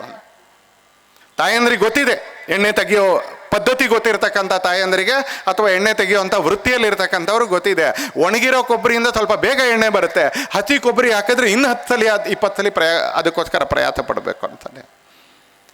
ಸಾಯಂಕಾಲದೊಳಗೆ 30 kg ಎಣ್ಣೆ ತೆಗೀಲಿಲ್ಲ ಅಂತ ಹೇಳಿದರೆ ಮತ್ತೆ ಏಟು ತಿನ್ನಬೇಕಾಗತ್ತೆ ಅಂತ ಎಣ್ಣೆ ತೆಗಿತಾನೆ ಕೊಡ್ತಾ ಇದ್ದಂಥ ನರಕ ಸದೃಶವಾಗಿರ್ತಕ್ಕಂಥ ಊಟ ಮಾಡ್ತಾ ಇದ್ದಂಥ ಕರಿ ನೀರಿನ ಶಿಕ್ಷೆ ಅದು. ಆ ಎಣ್ಣೆ ತೆಗಿಯೋಕ್ಕೆ ಅಂತ ಗಾಣ ಸುತ್ತಾ ಇರಬೇಕಾದ್ರೆ ಪೈಶಾಚಿಕ ಪ್ರವೃತ್ತಿ ಅಲ್ಲಿಯ ಜೈಲರ್ಗಳು ಮತ್ತು ಕಾನ್ಸ್ಟೇಬಲ್ಗಳು ಕೈದಿಗಳಿಗೆ ಹೊಡಿತಾ ಇರಬೇಕಾದ್ರೆ ಹಲ್ಲು ಕಚ್ಚಿ ಹೊಡೆತ ತಿಂತಾ ಇದ್ದಂಥ ಕರಿ ನೀರಿನ ಶಿಕ್ಷೆ ಅದು. ಯಾವುದೋ ಯರವಾಡ ಜೈಲಿನಲ್ಲಿ, ಯಾವುದೋ ಇನ್ಯಾವುದೋ ಜೈಲಿನಲ್ಲಿ 2 ತಿಂಗಳಿದ್ರು, 2 ವರ್ಷ ಇದ್ರು, 3 ವರ್ಷ ಇದ್ರು ಅಂತ ಡಾಕ್ಯುಮೆಂಟೇಶನ್ ಮಾಡೋ ಜೈಲಿನ ಶಿಕ್ಷೆ ಅಲ್ಲ ಕರಿ ನೀರಿನ ಶಿಕ್ಷೆ. ಡಾಕ್ಯುಮೆಂಟೇಶನ್ ಮಾಡೋ ಜೈಲಿನ ಶಿಕ್ಷೆ ಅಲ್ಲ. ಹೋದರೆ ನಿಮಗೆ ಗೊತ್ತಾಗುತ್ತೆ, ಅಲ್ಲಿ ಗಲ್ಲಿಗೆ ಹಾಕುವಂಥ ಒಂದು ವ್ಯವಸ್ಥೆ ಇದೆ, ಮೆಕ್ಯಾನಿಕಲ್ ವ್ಯವಸ್ಥೆ. ಇವತ್ತಿನ ಥರದ ವ್ಯವಸ್ಥೆಗಳಲ್ಲ, ಇವತ್ತಿನ ರೀತಿಯ ಹ್ಯಾಂಗಿಂಗ್ ವ್ಯವಸ್ಥೆ ಅಲ್ಲ, ಮೆಕ್ಯಾನಿಕಲ್ ವ್ಯವಸ್ಥೆ. ಕಟ್ ಅಂತ ಬಾಗಿಲು ತೆಕ್ಕೊಳ್ಳೋದು, ಕಾಲು ನೇಯುವಂಥ, ಆ ಸಂದರ್ಭದಲ್ಲಿ ಕುಣಿಕೆ ಟೈಟ್ ಆಗುವಂಥ ವ್ಯವಸ್ಥೆ ಅಂತಲೇ. ಇಲ್ಲಿ ಆ ರೂಮ್ ಇದೆ ಅಂತ ಹೇಳಿದ್ರೆ ಒಂದ್ಸಲಿ ಅದರ ಪಕ್ಕದಲ್ಲೇ ತಾಕೊಂಡಿರ್ತಕ್ಕಂಥ ಬಿಲ್ಡಿಂಗಿನ ಮೇಲ್ಗಡೆ ಇರ್ತಕ್ಕಂಥ 7ನೇ ನಂಬರ್ ರೂಮ್ ಸಾವರ್ಕರ್ದು. ಹುಡುಕಿ ಅದಕ್ಕೆ ಕೊಡಬೇಕು ಅಂತ ಭಾರತದಿಂದ ಬ್ರಿಟಿಷ್ ಅಡ್ಮಿನಿಸ್ಟ್ರೇಷನ್ ಸೂಚನೆ ಕಳಿಸುತ್ತೆ ಅಲ್ಲಿಗೆ, ಅವ್ರನ್ನ ಅದೇ ಕೋಣೆಯಲ್ಲಿ ಇಡಬೇಕು ಅಂತ. ಯಾಕೆ ಅದೇ ಕೋಣೆಯಲ್ಲಿ ಇಡಬೇಕು ಅಂತ ಕೇಳಿದ್ರೆ, ಇಲ್ಲಿ ಸಾವಿಗೆ ನೇಣು ಹಾಕುವ ಶಬ್ದನೂ ಕೇಳಿಸುತ್ತೆ. ಎರಡನೇದಾಗಿ ಆ ನೇಣು ಹಾಕುವ ಕಡೆಗಳಿಗೆ ಚೀತ್ಕಾರ ಇದೆಯಲ್ಲ ಒಂದ್ಸಲಿ, ಆ ಚೀತ್ಕಾರನೂ ಸಾವರ್ಕರ್ ಕಿವಿಗೆ ಬೀಳುತ್ತೆ. ಈ ಮನುಷ್ಯನನ್ನ ಮಾನಸಿಕವಾಗಿ ಕುಗ್ಗಿಸ್ಬೇಕು ಅಂತ. ಕುಗ್ಲಿಲ್ಲ, ನೆನ್ಪಿಟ್ಕೊಳ್ಳಿ, ನಿಮ್ಮ ಸಾವರ್ಕರ್ ಕುಗ್ಲಿಲ್ಲ ಅದು ಅಷ್ಟಾದ್ರೂ ಕೂಡ. ಜೈಲ್ ನೇಣಿಗಾಕುವ ಶಬ್ದನೂ ಕೇಳಬೇಕು, ಆ ಕಟಕ್ ಅಂತಕ್ಕಂಥ ಶಬ್ದ ಕೂಡ ಕೇಳಬೇಕು. ಕಬ್ಬಿಣ ದ್ವಾರ ತೆಗೆಯೋದು, ದ್ವಾರ ಹಾಕ್ಕೊಳ್ಳೋದು, ಅದು ಕೇಳಿಸ್ಬೇಕು. ಎರಡನೇದು ಆ ಕಡೆಗಳಿಗೆ ಪ್ರಾಣ ಹೋಗ್ತಾ ಇರಬೇಕಾದ್ರೆ ಆ ಚೀತ್ಕಾರ ಏನಿದೆ, ಆ ಚೀತ್ಕಾರನೂ ಕೇಳಿಸ್ಬೇಕು ಅಂತಲೇ. ಇದನ್ನು ಕೇಳ್ತಾ ಸಾವರ್ಕರ್ 13 ವರ್ಷ ಕಳ್ತಾರೆ ಅಂತಲೇ. ಆ ಕೇಳ್ತಾ ಒಬ್ಬ ಮಾನಸಿಕ ಅಸ್ವಸ್ಥರಾಗ್ತಾರ ಅವರು ಅಂತ ಕೇಳಿದ್ರೆ, ಇಲ್ಲ, ನನಗೆ ಸಿಕ್ಕಿರ್ತಕ್ಕಂಥ ಸಮಯವನ್ನು ಸದುಪಯೋಗ ಮಾಡ್ಕೋತೀನಿ ಅಂತ ಹೇಳ್ತಾರೆ ಒಂದ್ಸರಿ. ಜೈಲಿನ ಗೋಡೆಗಳ ಮೇಲೆ ತನ್ನ ಕೈಗೆ ಸಿಕ್ಕಿದಂಥ ಮೊಳೆಯಲ್ಲಿ 2 ಕೈಗಳಿಗೆ ಸರಪಳಿ ಹಾಕಿರ್ಬೇಕಾದ್ರೆ ತನ್ನ ಕೈಗೆ ಸಿಕ್ಕಿರ್ತಕ್ಕಂಥ ಮೊಳೆ ಮುಖಾಂತರ ಜೈಲಿನ ಗೋಡೆಗಳ ಮೇಲೆ ಖಂಡಕಾವ್ಯಗಳನ್ನ ಬರೀತಾರೆ. ಜೈಲಿನ ಗೋಡೆಗಳ ಮೇಲೆ ತನ್ನ ಆತ್ಮಕಥನವನ್ನು ಬರೀತಾರೆ. ನನ್ನ ಜೀವಾವಧಿಯ ದಿನಗಳು ಅಂತಕ್ಕಂಥ ಪುಸ್ತಕವನ್ನು 10,000ಕ್ಕಿಂತ ಹೆಚ್ಚು ಸಾಲುಗಳ ಪುಸ್ತಕವನ್ನು ಆ ಜೈಲಲ್ಲಿ ಬರೆದು ಜೊತೆಲಿರ್ತಕ್ಕಂಥವ್ರಿಗೆ ಅಭ್ಯಾಸ ಮಾಡಿಸಿ ಅವರು ಬಿಡುಗಡೆಗೊಂಡು ಭಾರತಕ್ಕೆ ಹೋದಾಗ ಅಲ್ಲಿ ಯಾರನ್ನೋ ಭೇಟಿ ಮಾಡಿಸಿ ಅದರ ಮುಖಾಂತರ ಪುಸ್ತಕ ಪ್ರಕಟಣೆ ಮಾಡ್ತಾರೆ ಒಂದ್ಸಲ. ಒಂದು ಪೋಸ್ಟ್ ಕಾರ್ಡ್ ಬರೆಯೋಕ್ಕೆ ನನ್ನಂಥವ್ರಿಗೆ ಸೋಂಬೇರಿತನ ಬರುತ್ತೆ. ಯಾರ್ದಾದ್ರೂ ಮದುವೆ ಇನ್ವಿಟೇಷನ್ ಬಂದರೆ ಪೋಸ್ಟ್ ಕಾರ್ಡ್ ಬರೆಯೋದ್ರೆ ನಾನು ಟೈಪಿಂಗ್ ಮಾಡಿಸ್ತೀನಿ ಅಂತಲೇ. ಆದರೆ ತಾನಿದ್ದಂಥ ದಿನಗಳಲ್ಲಿ ಮೊಳೆ ಮುಖಾಂತರ ಗೋಡೆ ಮೇಲೆ ಪುಸ್ತಕ ಬರೆದು ಅದನ್ನು ಬಾಯ್ಪಾಠ ಮಾಡಿ, ಯಾಕಂದರೆ ಇಡೋ ಹಾಗಿಲ್ಲ, ಜೈಲರ್ ಬಂದು ನೋಡ್ತಾನೆ, ಅದನ್ನು ಬಾಯ್ಪಾಠ ಮಾಡಿ, ಆ ಬಾಯ್ಪಾಠ ಮಾಡಿದ್ರಲ್ಲಿ ಒಂದಷ್ಟನ್ನು ಬೇರೆಯವರಿಗೆ ಕಲಿಸಿ ಜೊತೆಲಿದ್ದಂಥವ್ರಿಗೆ ಅವರು ಬಿಡುಗಡೆ ಆಗಿ ಭಾರತಕ್ಕೆ ಹೋದಾಗ ನನ್ನ ಜೀವಾವಧಿಯ ದಿನಗಳು ಅಂತಕ್ಕಂಥ ಪುಸ್ತಕ ಬಿಡುಗಡೆ ಆಗುತ್ತೆ. ನೆನ್ಪಿಟ್ಕೊಳ್ಳಿ, ಪುಸ್ತಕ ಅಂದರೆ ಎಂಥದ್ದು ಅಂತ ಪುಸ್ತಕ ಅಂದರೆ ಎಂಥದ್ದು ಅಂತ ನೆನ್ಪಿಟ್ಕೊಳ್ಳಿ ಅಂತ.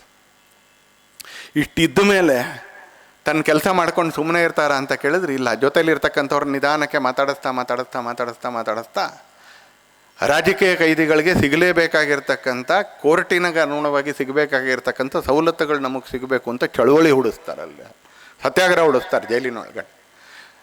ಪೊಲಿಟಿಕಲ್ ಪ್ರಿಸನರ್ ಏನಿದ್ದಾರೆ ಅವರೆಲ್ಲರ ಪರಿಸ್ಥಿತಿ ಸುಧಾರಿಸುವಂಥ ನಿಟ್ಟಿನಲ್ಲಿ ಏನು ಮಾಡ್ಬೋದು ಅದೆಲ್ಲವನ್ನು ಅಲ್ಲಿರ್ತಕ್ಕಂಥ ದಿನಗಳಲ್ಲಿ ಮಾಡ್ತಾರೆ ಅವ್ರು ಅಂತಲೇ. 13 ವರ್ಷಗಳ ನಂತರ ಅವ್ರನ್ನ ಅಲ್ಲಿಂದ ಬಿಡುಗಡೆ ಮಾಡ್ತಾರೆ.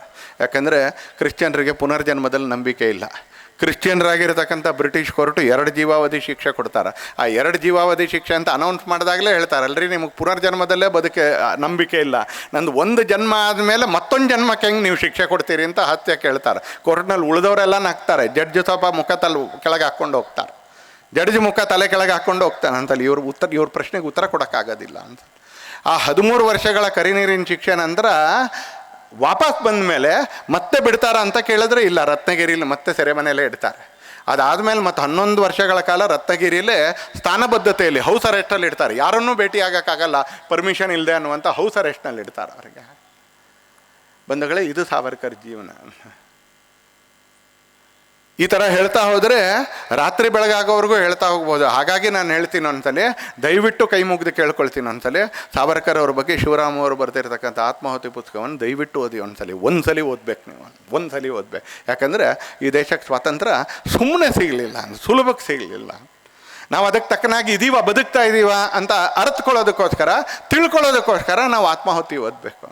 ಅಂಥ ಸಾವರ್ಕರ್ ಅವರಿಗೆ ನಮ್ಮ ದೇಶ ನಡೆಸ್ಕೊಂಡಿರ್ತಕ್ಕಂಥ ರೀತಿ ಏನು, ಇದನ್ನು ಹೇಳಿ ನನ್ನ ಮಾತನ್ನು ಮುಕ್ತಾಯ ಮಾಡ್ತೀನಿ ಅಂತಲೇ. ಅಂಥ ಸಾವರ್ಕರ್ ಅವ್ರನ್ನ ನಡೆಸ್ಕೊಂಡಿರ್ತಕ್ಕಂಥ ರೀತಿ ಏನು ನಮ್ಮ ದೇಶ. ಸಾವರ್ಕರ್ ಸೆಲ್ಯುಲರ್ ಜೈಲೇನಿದೆ, ಅಂಡಮಾನ್ ಜೈಲೇನಿದೆ ಇದೆ, ಈಗ ಅಲ್ಲೊಂದು ಸ್ಮೃತಿ ಸ್ತಂಭ ಈಗಿದೆ ಅಂತಲೇ. ಆ ಸ್ಮೃತಿ ಸ್ತಂಭಕ್ಕೆ 2003ರಲ್ಲಿ ಅಟಲ್ಜಿ ಅವ್ರ ಸರ್ಕಾರ ಇದ್ದಾಗ ಆ ಸ್ಮೃತಿ ಸ್ತಂಭಕ್ಕೆ ಪೆಟ್ರೋಲಿಯಂ ಡಿಪಾರ್ಟ್ಮೆಂಟಿಂದ ಸ್ಯಾಂಕ್ಷನ್ ಮಾಡಿದ್ರು. ಅಟಲ್ಜಿ ಅವ್ರ ಸರ್ಕಾರ ಹೋಗೋದಕ್ಕಿಂತ ಮುಂಚೆ ಆ ಸ್ತಂಭ ಏನಿದೆ ಅದು ರೆಡಿ ಆಯಿತು. ಅದು ರೆಡಿಯಾಗಿ ಆ ಸ್ತಂಭದ ಒಂದು ಭಾಗದಲ್ಲಿ 4 ಭಾಗದಲ್ಲಿ ಬೇರೆ ಬೇರೆಯವರು ಹೇಳಿರ್ತಕ್ಕಂಥ ವಾಕ್ಯಗಳನ್ನ ಹಾಕಿದ್ರು. ಒಂದು ಭಾಗದಲ್ಲಿ ನಾನು ಆಗಲೇ ಓದಿದ್ನಲ್ಲ ಸಾವರ್ಕರ್ ಹೇಳಿರ್ತಕ್ಕಂಥ ಕೀಗೆ ತಲೆ ವ್ರತನಹೆ ಅಮಿ ಅಂಧತೇನೆ, ಅಲ್ಲಿಂದ ಬುದ್ಧ್ಯಾಚಿ ವಾಣ ಧರಿಲೆ ಕರಿಹೆ ಸತಿಯೇ ಅಂತ ಇದರ ಹಿಂದಿ ಟ್ರಾನ್ಸ್ಲೇಷನ್. ನಾವು ಯಾವುದೋ ಆವೇಶಕ್ಕೊಳಗಾಗಿ ಈ ವ್ರತವನ್ನು ಸ್ವೀಕರಿಸಿದವರಲ್ಲ, ನಾವು ಪ್ರಕಾಶಮಾನವಾಗಿರ್ತಕ್ಕಂಥ ದಿನದಲ್ಲಿ ಬುದ್ಧಿಪೂರ್ವಕವಾಗಿ ಸ್ವಾತಂತ್ರ್ಯ ದೇವಿಗೆ ನಮ್ಮನ್ನು ನಾವು ಅರ್ಪಿಸ್ಕೊಂಡಿರೋದು ಅಂತ ಹೇಳಿದಿರ್ತಕ್ಕಂಥ ವಾಕ್ಯವನ್ನು ಹಾಕಿದರು. ಅದು ಹೋಗಿ UPA ಸರ್ಕಾರ ಬರುತ್ತೆ. ಮಣಿಶಂಕರ್ ಅಯ್ಯರ್ ಅಂತಕ್ಕಂಥ ಒಬ್ಬ ಮಹಾಪುರುಷ ನಮ್ಮ ದೇಶದಲ್ಲಿ ತಾನು ನೆಗೆಟಿವ್ ಮಹಾಪುರುಷ ಕಿತ್ತಾಕಿಸ್ತಾರೆ ಆ ವಾಕ್ಯವನ್ನು. ಅದಾಗ ಮತ್ತೆ 2014ಕ್ಕೆ ನರೇಂದ್ರ ಮೋದಿ ಅವ್ರ ಸರ್ಕಾರ ಬರಬೇಕಾಯ್ತು ಆ ಸ್ಮಾರಕವನ್ನು ಉದ್ಘಾಟನೆ ಮಾಡಲಿಕ್ಕೆ. ಇವತ್ತು ನೀವು ಹೋದರೆ ಸಾವರ್ಕರ್ ಅವರು ಈ ವಾಕ್ಯ ಇದೆ. ಈ ವಾಕ್ಯದಲ್ಲಿ ಏನು ರಾಜಕೀಯ ಇದೆ ಹೇಳಿ ನೋಡೋಣ. ಈ ವಾಕ್ಯದಲ್ಲಿ ಏನು ರಾಜಕೀಯ ಇದೆ? ನಾವು ಯಾವುದೇ ಆವೇಶದಿಂದ ಈ ಯಜ್ಞಕ್ಕೆ ಧುಮುಕಲಿಲ್ಲ. ನಾವು ಬುದ್ಧಿಪೂರ್ವಕವಾಗಿ ಅತ್ಯಂತ ಪ್ರಖರವಾಗಿರ್ತಕ್ಕಂಥ ಬೆಳಕಿನಲ್ಲಿ ನಾವು ಈ ಯಜ್ಞಕ್ಕೆ ಧುಮುಕಿದ್ದೀವಿ ಅಂತ ಹೇಳೋದು ಆ ಪ್ರಖರತೆನೇ ತಡ್ಕೊಳಕ್ಕಾಗಿಲ್ಲ ಕಾಂಗ್ರೆಸ್ನವ್ರಿಗೆ. ಹಾಗಾಗಿ ಅದನ್ನು ಕಿತ್ತಾಕಿದ್ರು. ಬೆಂಗಳೂರಿನಲ್ಲಿ ಫ್ಲೈಓವರ್ ಆಗುತ್ತೆ, ಫ್ಲೈಓವರ್ಗೆ ಸಾವರ್ಕರ್ ಹೆಸರು ಇಡಬೇಕು ಅಂತೇಳಿ ಬೊಮ್ಮಾಯಿ ಸರ್ಕಾರ ಫೈನಲ್ ಮಾಡಿ ಹೋಗುತ್ತೆ. ಸಿದ್ದರಾಮಯ್ಯನವ್ರ ಸರ್ಕಾರ ಬರುತ್ತೆ. ಯಾರಿಗೆ ಸಾವರ್ಕರ್ ಅಂತ ಸಿದ್ದರಾಮಯ್ಯ, ಯಾರಿಗೆ ಸಾವರ್ಕರ್ ಅಂದು ಮುಖ್ಯಮಂತ್ರಿಯಾಗಿ 3ನೇ ದಿವಸ ಯಾರಿಗೆ ಸಿದ್ದರಾಮಯ್ಯ ಅಂತ ಹೇಳ್ತಾರೆ ಈ ರಾಜ್ಯದ ಜನತೆ. ಯಾವತ್ತು ಇಳಿತಾರೆ ಅಂತ ಗೊತ್ತಿಲ್ಲ. ಆದರೆ 100 ವರ್ಷಗಳ ನಂತರ ಸಾವರ್ಕರ್ ಪ್ರತಿಷ್ಠಾನ ಮಾಡ್ತಾ ಇರ್ತಕ್ಕಂಥ ಕಾರ್ಯಕ್ರಮದಲ್ಲಿ 10ನೇ ಸಲಿನೋ 11ನೇ ಸಲಿನೋ ಸಾವರ್ಕರ್ ಬಗ್ಗೆ ಇದೇ ಜಾಗದಲ್ಲಿ ಭಾಷಣ ಕೇಳೋಕೆ ಇಲ್ಲೊಂದು 1000 ಜನ ಇದ್ದೀರಿ ಜಮಖಂಡಿದ್ದು. ಅಧಿಕಾರದಿಂದ ಇಳಿದು 3 ದಿನದೊಳಗೆ ಯಾರಿಗೆ ಸಿದ್ದರಾಮಯ್ಯ ಅಂತ ಮನೆ ಮಂದಿನೇ ಕೇಳುವಂಥ ರೀತಿಯಲ್ಲಿ ಆಗುತ್ತೆ. ಯಾರಿಗೆ ಸಾವರ್ಕರ್ ಈ ರಾಜ್ಯದ ಮುಖ್ಯಮಂತ್ರಿ ಹೇಳಿರ್ತಕ್ಕಂಥ ವಾಕ್ಯ ಇದು. ಯೋಗ್ಯತೆ ಮಾತಿನಿಂದಲೂ ಗೊತ್ತಾಗುತ್ತೆ, ಅಂತಾರೆ. ಆ ಹೋರಾಟದ ಪ್ರಖರತೆಯೇ ಕಾಂಗ್ರೆಸ್ನವರಿಗೆ, ಆ ಹೋರಾಟದ ಪ್ರಖರತೆಯನ್ನೇ ಸೆಕ್ಯುಲರಿಸ್ಟ್ಗಳಿಗೆ, ಜಾತ್ಯತೀತವಾದಿಗಳಿಗೆ, ಆ ಹೋರಾಟದ ಇಂಟೆನ್ಸಿಟಿ ಪ್ರಖರತೆಯೇ ಕಮ್ಯುನಿಸ್ಟ್ರಿಗೆ ತಡ್ಕೊಳ್ಳೋಕ್ಕೆ ಆಗಲಿಲ್ಲ. ಅದಕ್ಕೆ ಇತಿಹಾಸದಿಂದ ಅದನ್ನು ತೆಗೆದುಬಿಟ್ರು. ಸಾವರ್ಕರ್ ಕೂತಿರೋ ಮನೆಗೆ ಗಾಂಧಿ ಹತ್ಯೆ ಆರೋಪಿಗಳಲ್ಲಿ ಇವರು ಒಬ್ರು ಅಂತ ಕಲ್ಲೊಡಿತಾರೆ. ಸಾವರ್ಕರ್ ತಲೆ ಕಲ್ಲು ಬೀಳುತ್ತೆ. ಸಾವರ್ಕರ್ ಉಗ್ರವಾಗಿ ಹೊರಟು ಭಾಷಣ ಮಾಡ್ಬೋದಾಗಿತ್ತು, ಹೇಳಲಿಲ್ಲ. ಗಾಂಧೀಜಿ ಒಂದು ಪತ್ರ ಬರೀತಾರೆ ಸಾವರ್ಕರ್ ಅವ್ರಿಗೆ. ರಿಲೀಸ್ ಆಗಿ 8 ವರ್ಷದ ನಂತರ ಪತ್ರ ಬರೀತಾರೆ. ಅವ್ರ ತಮ್ಮ ಬಾಳ ತೀರ್ಕೊಂಡಾಗ ಗಾಂಧೀಜಿ ಒಂದು ಪತ್ರ ಬರೀತಾರೆ. ಆ ಪತ್ರ ಯಾವ ಅಡ್ರೆಸ್ ರೀಡೈರೆಕ್ಟ್ ಆಗಿ ಸಾವರ್ಕರ್ಗೆ ಬರುತ್ತೆ. 3 ತಿಂಗಳಾದ್ಮೇಲೆ ಬರುತ್ತದು ಸಾವರ್ಕರ್ ಅವ್ರಿಗೆ. ಸಾವರ್ಕರ್ ನೋಡ್ತಾರೆ, ಗಾಂಧೀಜಿ ಬರೆದಿರೋ ಪತ್ರ 3 ತಿಂಗಳ ನಂತರ ನನಗೆ ಯಾಕೆ ಸಿಗ್ತಾ ಇದೆ ಅಂತ ಒಂದು ಸ್ವಲ್ಪ ತಿರುಗಿ ಮುರುಗಿ ನೋಡ್ತಾರೆ. ಗಾಂಧೀಜಿ ಬರೆದಿರೋ ಪತ್ರ ರತ್ನಗಿರಿಲಿ ಅವರು ಅರೆಸ್ಟಲ್ಲಿ ಇದ್ರಲ್ಲ ಆ ಜಾಗಕ್ಕೆ ಬರೆದಿದ್ದಂಥ ಪತ್ರ. ಒಂದ್ಸರಿ ಗಾಂಧೀಜಿಯವ್ರಿಗೆ, ಕಾಂಗ್ರೆಸ್ನವ್ರಿಗೆ ಸಾವರ್ಕರ್ ರಿಲೀಸ್ ಆಗಿದ್ದಾರೆ, ಈಗ ಅವರು ಮುಂಬೈಯಲ್ಲಿ ಒಂದು ಮನೇಲಿ ಇದ್ದಾರೆ ಅಂತ ಗೊತ್ತಿರಲಿಲ್ವ? ಹಾಗಾದರೆ ಸಾವಿರಾರು ಜನ ಪತ್ರ ಬರೆದಿದ್ರು ಅಷ್ಟೊತ್ತಿಗೆ. ಕಾಂಗ್ರೆಸ್ಸಿನ ನೇತಾರರಿಗೆ ಗೊತ್ತಿರಲಿಲ್ವ ಅಂತ ಕೇಳಿದ್ರೆ, ಬೇಕು ಅಂತ ಇಂಥದ್ದೊಂದು ಕ್ಯಾರೆಕ್ಟರ್ನ, ಇಂಥದ್ದೊಂದು ಪರ್ಸನಾಲಿಟಿನ, ಇಂಥದ್ದೊಂದು ವ್ಯಕ್ತಿತ್ವವನ್ನು ಬೇಕು ಅಂತ ಅದು ಮಿಟ್ರು ಅಂತಾನೆ, ಬೇಕು ಅಂತ ಅದು ಮಿಟ್ರು. ಸಾವರ್ಕರ್ ಅವ್ರ ಫೋಟೋ, ಅವ್ರು ತೀರ್ಕೊಂಡ ನಂತರ ಸಾವರ್ಕರ್ ಅವ್ರ ಫೋಟೋ ಹಾಕಬೇಕು ಅಂತ ಹೇಳಿದ್ರೆ ಆಗ ವಿರೋಧ ಮಾಡ್ತಾರೆ ಕಾಂಗ್ರೆಸ್ನವ್ರು ಸಂಸತ್ನಲ್ಲಿ. ಅಟಲ್ಜಿ ಸರ್ಕಾರ ಬಂದಾಗ ಆಮೇಲೆ ಅದನ್ನು ಸಾವರ್ಕರ್ ಅವರ ಭಾವಚಿತ್ರವನ್ನು ಸಂಸತ್ನಲ್ಲಿ ಅದನ್ನು ಅನಾವರಣ ಮಾಡಬೇಕಾಗತ್ತೆ ಅಂತದೆ. ಸಾವರ್ಕರ್ ನಿಧನರಾದಾಗ ಅಂಬೇಡ್ಕರ್ಗೂ ಇದನ್ನೇ ಮಾಡಿದ್ರು ಕಾಂಗ್ರೆಸ್ನವ್ರು, ನೆನ್ಪಿಟ್ಕೊಳ್ಳಿ. ಡಾಕ್ಟರ್ ಬಾಬಾ ಸಾಹೇಬ್ ಅಂಬೇಡ್ಕರ್ಗೂ ಇದನ್ನೇ ಮಾಡಿದ್ರು ಅನ್ಸಲ್ಲ, ಅದನ್ನೇ ಸಾವರ್ಕರ್ ಅವ್ರಿಗೂ ಕೂಡ ಮಾಡಿದ್ರು. ಸಾವರ್ಕರ್ ತೀರ್ಕೊಂಡಾಗ ಸಂಸತ್ನಲ್ಲಿ ಶ್ರದ್ಧಾಂಜಲಿ ಅರ್ಪಿಸಬೇಕು ಅಂತ ಕಾಂಗ್ರೆಸ್ನ ಮುಖಂಡರೇ ಹೇಳಿದ್ರೆ, ಜವಾಹರ್ಲಾಲ್ ನೆಹರು ನೇತೃತ್ವ ಸರ್ಕಾರ ಹೇಳುತ್ತೆ ಅವರು ಈ ಮನೆಯ, ಈ ಹೌಸ್ನ ಸದಸ್ಯರಲ್ಲ, ಹಾಗಾಗಿ ನಾವಿಲ್ಲಿ ಶ್ರದ್ಧಾಂಜಲಿ ಅರ್ಪಿಸಲ್ಲ ಅಂತ. ನೆನ್ಪಿಟ್ಕೊಳ್ಳಿ ಬಂಧುಗಳೇ, ರಷ್ಯಾದಲ್ಲಿ ಲಕ್ಷಾಂತರ ಜನರ ನರಮೇಧ ಮಾಡಿದಂಥ ಸ್ಟಾಲಿನ್ಗೆ ಈ ಜವಾಹರ್ಲಾಲ್ ನೆಹರು ಸರ್ಕಾರ ಸಂಸತ್ನಲ್ಲಿ ಶ್ರದ್ಧಾಂಜಲಿ ಅರ್ಪಿಸಿತ್ತು. ಹೋಪ್ಲೆಸ್ ಸರ್ಕಾರ. ಲಕ್ಷಾಂತರ ಜನರನ್ನ ಕೊಲೆ ಮಾಡಿದಂಥ ಸ್ಟಾಲಿನ್ಗೆ ಅವನು ಯಾವ ಸ್ಟಾಲಿನ್ ನಮ್ಮ ದೇಶದ ನಾಗರಿಕ ಅಥವಾ ನಮ್ಮ ಸಂಸತ್ನ ಪ್ರತಿನಿಧಿ? ಸ್ಟಾಲಿನ್ಗೆ ಶ್ರದ್ಧಾಂಜಲಿ ಅರ್ಪಿಸಿದ್ದಂಥ ಸಂಸತ್ನಲ್ಲಿ ಸಾವರ್ಕರ್ಗೆ ಶ್ರದ್ಧಾಂಜಲಿ ಅರ್ಪಿಸಬೇಕು ಅಂತ ಕೇಳಿದ್ರೆ he is not the member of this house ಅಂತ ಜವಾಹರ್ಲಾಲ್ ನೆಹರು ಸರ್ಕಾರ ಹೇಳ್ಸುತ್ತೆ ಅನ್ಸಲ್ಲ. ಸಾವರ್ಕರ್ಗೆ ಮಾಡಿರ್ತಕ್ಕಂಥ ಅನ್ಯಾಯ ಈ ದೇಶದಲ್ಲಿ ಬಹುಶಃ ಉಳಿದವ್ರಿಗೆ ಬೇರೆ ಯಾರಿಗೂ, ಸಾವರ್ಕರ್ಗೆ ಮತ್ತು ನೇತಾಜಿ ಸುಭಾಷ್ ಚಂದ್ರ ಬೋಸ್ಗೆ, ಈ ದೇಶದ ಸ್ವಾತಂತ್ರ್ಯಕ್ಕೆ ಬಹುದೊಡ್ಡ ಕಾರಣರಾಗಿರ್ತಕ್ಕಂಥ ಇಬ್ಬರಿಗೆ ಈ ದೇಶದ ಕಾಂಗ್ರೆಸ್ಸು ಮತ್ತು ಅದರ ಮುಂದಿನ ಪೀಳಿಗೆಗಳು ಮಾಡಿರ್ತಕ್ಕಂಥ ಅನ್ಯಾಯವನ್ನು ಈ ದೇಶದ ಜನ ಎಂದೂ ಕೂಡ ಸಹಿಸೋದಿಲ್ಲ, ಎಂದೂ ಕೂಡ ಸಹಿಸೋದಿಲ್ಲ. ಅದಕ್ಕೆ ಕ್ಷಮೆ ಅನ್ನೋದೇ ಇಲ್ಲ ಅಂತಲ್ಲಿ. ನೇತಾಜಿ ಸುಭಾಷ್ ಚಂದ್ರ ಬೋಸ್ಗೂ ಹಾಗೆ. ಯಾಕೆಂದರೆ ಕ್ಲೆಮೆಂಟ್ ಆಟ್ಲಿ ಸ್ವಾತಂತ್ರ್ಯ ಬಂದಾಗ, ನಮ್ಮ ನಾವು ಸ್ವಾತಂತ್ರ್ಯ ಬಂದಾಗ ಬ್ರಿಟಿಷ್ನ ಪ್ರಧಾನಮಂತ್ರಿ ಏನಿದ್ದಾನೆ ಆತ ಭಾರತಕ್ಕೆ ಯಾಕೆ ಸ್ವಾತಂತ್ರ್ಯ ಕೊಟ್ಟು ಅಂತ ಹೇಳೋದಕ್ಕೆ ಆತ ಎರಡು ಕಾರಣ ಹೇಳ್ತಾನೆ. ಒಂದು ಸಶಸ್ತ್ರ ದಂಗೆ, ಆರ್ಮ್ಡ್ ಫೋರ್ಸಸ್ ಮ್ಯೂಟಿನಿ, ಸಶಸ್ತ್ರ ದಂಗೆ. ಎರಡನೇದು ರಾಯಲ್ ನೇವಿಯಲ್ಲಿದ್ದಂಥ ಅನೇಕ ಸಮಸ್ಯೆಗಳು. ಈ ಕಾರಣಕ್ಕೆ ನಮಗಿನ್ನು ತಡ್ಕೊಳಕ್ಕಾಗಲ್ಲ ಅಂತ ಕೊಟ್ಟು. ಈ ಸಶಸ್ತ್ರ ಸಂಘರ್ಷಕ್ಕೆ ಯಾರಾದರೂ ಕಾರಣರಿದ್ದರೆ ಅದಕ್ಕೆ ಮೊದಲನೇ ಕಾರಣ ನೇತಾಜಿ ಸುಭಾಷ್ ಚಂದ್ರ ಬೋಸ್, ಎರಡನೇ ಕಾರಣ ಸಾವರ್ಕರ್. ಇಲ್ಲಿದ್ದರೆ ಸಶಸ್ತ್ರ ದಂಗೆ ಆಗ್ತಾನೇ ಇರಲಿಲ್ಲ, ಮಿಲ್ಟ್ರಿ ಒಳಗೆ ದಂಗೆ ಆಗ್ತಾನೇ ಇರಲಿಲ್ಲ ನಮ್ಮ ದೇಶದಲ್ಲಿ.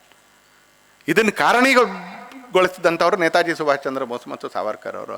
ಅಂಥವ್ರನ್ನ ಯಾರ್ರೀ ಅವರು ಸಾವರ್ಕರು ಅಂತ ಈ ರಾಜ್ಯದ ಮುಖ್ಯಮಂತ್ರಿ ಕೇಳ್ತಾರೆ ಅಂತ ಕೇಳಿದ್ರೆ, ಯಾವುದೋ ಒಂದು 4 ದಿನದ ನಂತರ ಆ ಕುರ್ಚಿಯಿಂದ ಕೆಳಗಿಳಿದ ನಂತರ ಯಾರ್ರೀ ನೀವು ಅಂತ ನಿಮ್ಮ ಬೀದಿಲಿ ಇರ್ತಕ್ಕಂಥವ್ರೆ ಕೇಳ್ತಾರೆ. ನಾನು ಇದನ್ನು ಸಾರ್ವಜನಿಕವಾಗಿ ಇವತ್ತು ಹೇಳ್ತಾ ಇದ್ದೀನಿ, ನೋವಿನಿಂದ ಹೇಳ್ತಾ ಇದ್ದೀನಿ, ಯಾವುದೋ ರಾಜಕೀಯ ಸ್ಟೇಟ್ಮೆಂಟ್ ಕೊಡ್ತಾ ಇಲ್ಲ, ನೋವಿನಿಂದ ಹೇಳ್ತಾ ಇದ್ದೀನಿ ನನ್ನ ಸಲ.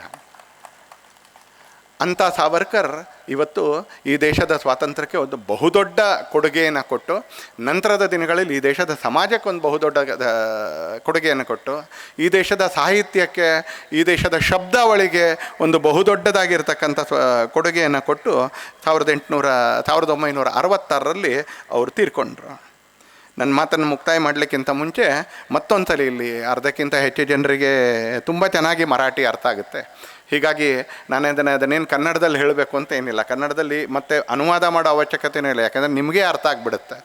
ಕಾರ್ಯಕ್ರಮದಲ್ಲಿ ಮಾತಾಡ್ತಾ ಅವಧೂತರ ವಕೀಲ್ ಸಾಹೇಬರೆಲ್ಲ ಮಾತುಗಳನ್ನ ಕೇಳ್ತಾ ನಮ್ಮ ಮನಸ್ಸು ಒಂದು ಸ್ವಲ್ಪ ಸಾವರ್ಕರ್ ಅವ್ರಿಗೆ ಟ್ಯೂನ್ ಆಗಿರೋದ್ರಿಂದ ಸಾವರ್ಕರ್ ಬರೀತಾರೆ. ವೀರವ್ರತ ಅಂತಕ್ಕಂಥ ಒಂದು ಕವನವನ್ನು ಬರೀತಾರೆ ಅವರು. ವೀರದೀಕ್ಷೆ ಅಂತಕ್ಕಂಥ ಒಂದು ಚೌಪದಿಯ 8 ಸಂಗತಿಗಳನ್ನ ಬರೀತಾರೆ. ಸುಮ್ಮನೆ ನಾನು ಅದನ್ನು ಓದಿ ನಾನು ನಿಮ್ಗೆ ಹೇಳ್ತೀನಿ, ನನ್ನ ಮಾತನ್ನು ಮುಕ್ತಾಯ ಮಾಡ್ತೀನಿ. ಆ ವಾಕ್ಯಗಳನ್ನ ಒಂದ್ಸಲಿ ಕೇಳಿ ನೀವು. ಇದನ್ನು ಬರೆದಂಥ ಮನುಷ್ಯ ಎಂಥ ಮನುಷ್ಯ ಅಂತ ಒಂದ್ಸಲಿ ಯೋಚನೆ ಮಾಡಿ.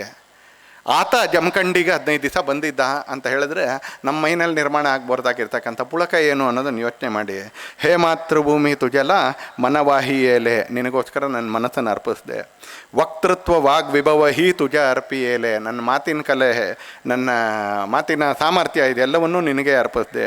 ತೂತೇಚಿ ಅರ್ಪಿಲಿನವಿ ಕವಿತಾರ ಸಾಲ, ನಿನ್ನ ಹೆಸರಿನಲ್ಲೇ ನಾನು ಕವಿತೆಗಳನ್ನ ಬರೆದು ಅರ್ಪಿಸಿದೆ. ಲೇಖಾಪ್ರತಿ ವಿಷಯ ತೂಚಿ ಅನನ್ಯ ಜಾಲ, ನನ್ನೆಲ್ಲ ಲೇಖನಗಳಿಗೆ ನೀನೇ ಪ್ರೇರಣೆ ಆದೆ. ತ್ವತ್ಸಂಡಿಲೆ ಡಕಲಿಲೆ ಪ್ರಿಯಮಿತ್ರ ಸಂಘ, ನನ್ನೆಲ್ಲ ಮಿತ್ರರನ್ನ ನಿನ್ನ ಬಲಿವೇದಿಯಲ್ಲೇ ನಾನು ಅರ್ಪಿಸ್ಬಿಟ್ಟೆ. ಕೇಲೆ ಸ್ವಯೇ ದಹನ ಯೌವನ ದೇಹ ಭೋಗ, ನನ್ನ ಯೌವನ ನನ್ನ ದೇಹ ಇದನ್ನು ಕೂಡ ನಾನು ಇದರಲ್ಲೇ ಅರ್ಪಿಸಿದೆ.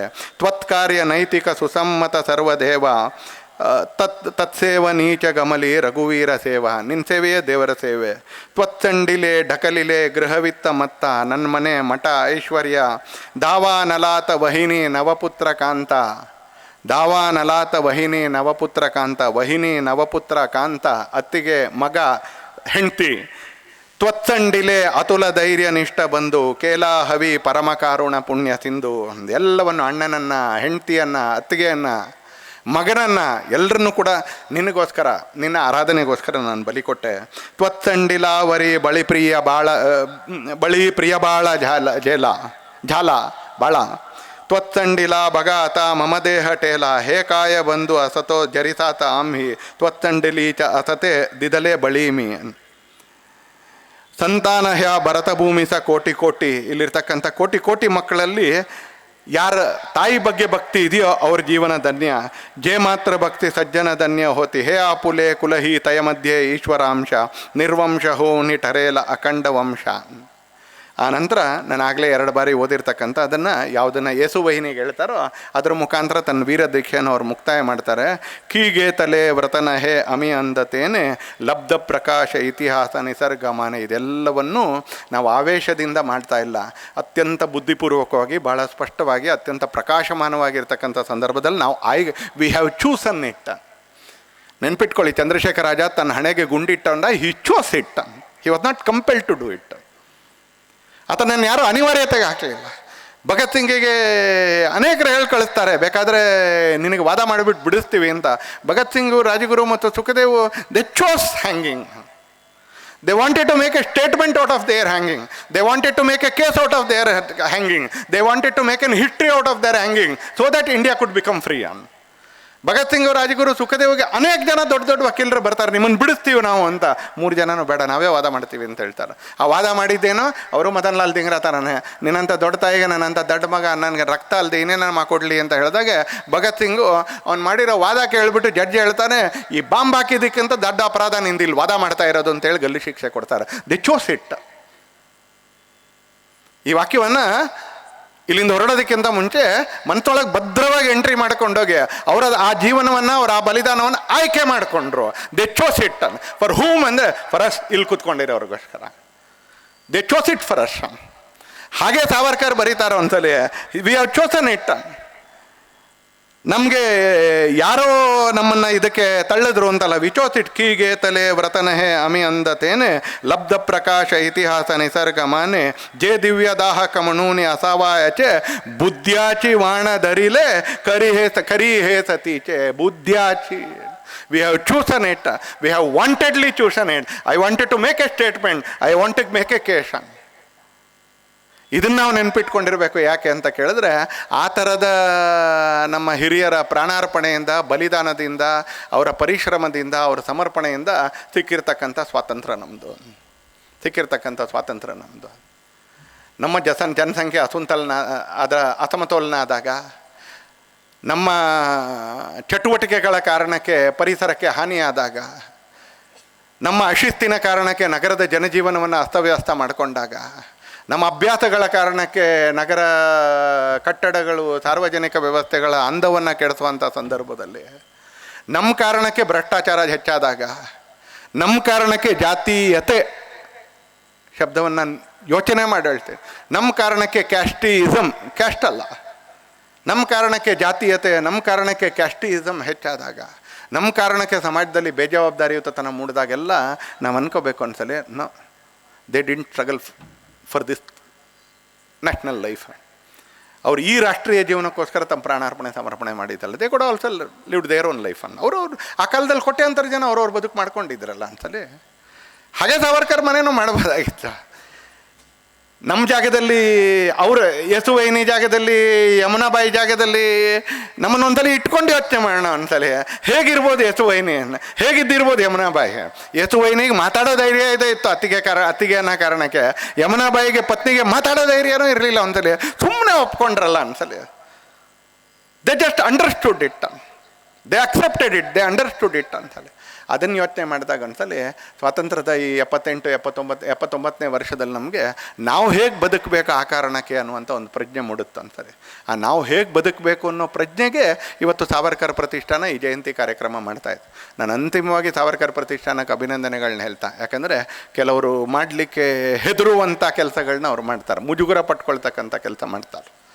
ಲವ್ ಜಿಹಾದ್ನ ವಿರುದ್ಧ ಹೋರಾಟ ಮಾಡ್ತಾ ಇದ್ದಾರೆ, ಲ್ಯಾಂಡ್ ಜಿಹಾದ್ನ ವಿರುದ್ಧ ಹೋರಾಟ ಮಾಡ್ತಾ ಇದ್ದಾರೆ, ಗೋ ಸಂರಕ್ಷಣೆಗೋಸ್ಕರ ಅವರು ಕಾನೂನಿನ ವ್ಯವಸ್ಥೆಯನ್ನು ಎದುರಾಕ್ಕೋತಾ ಇದ್ದಾರೆ ಅಂತಾರೆ.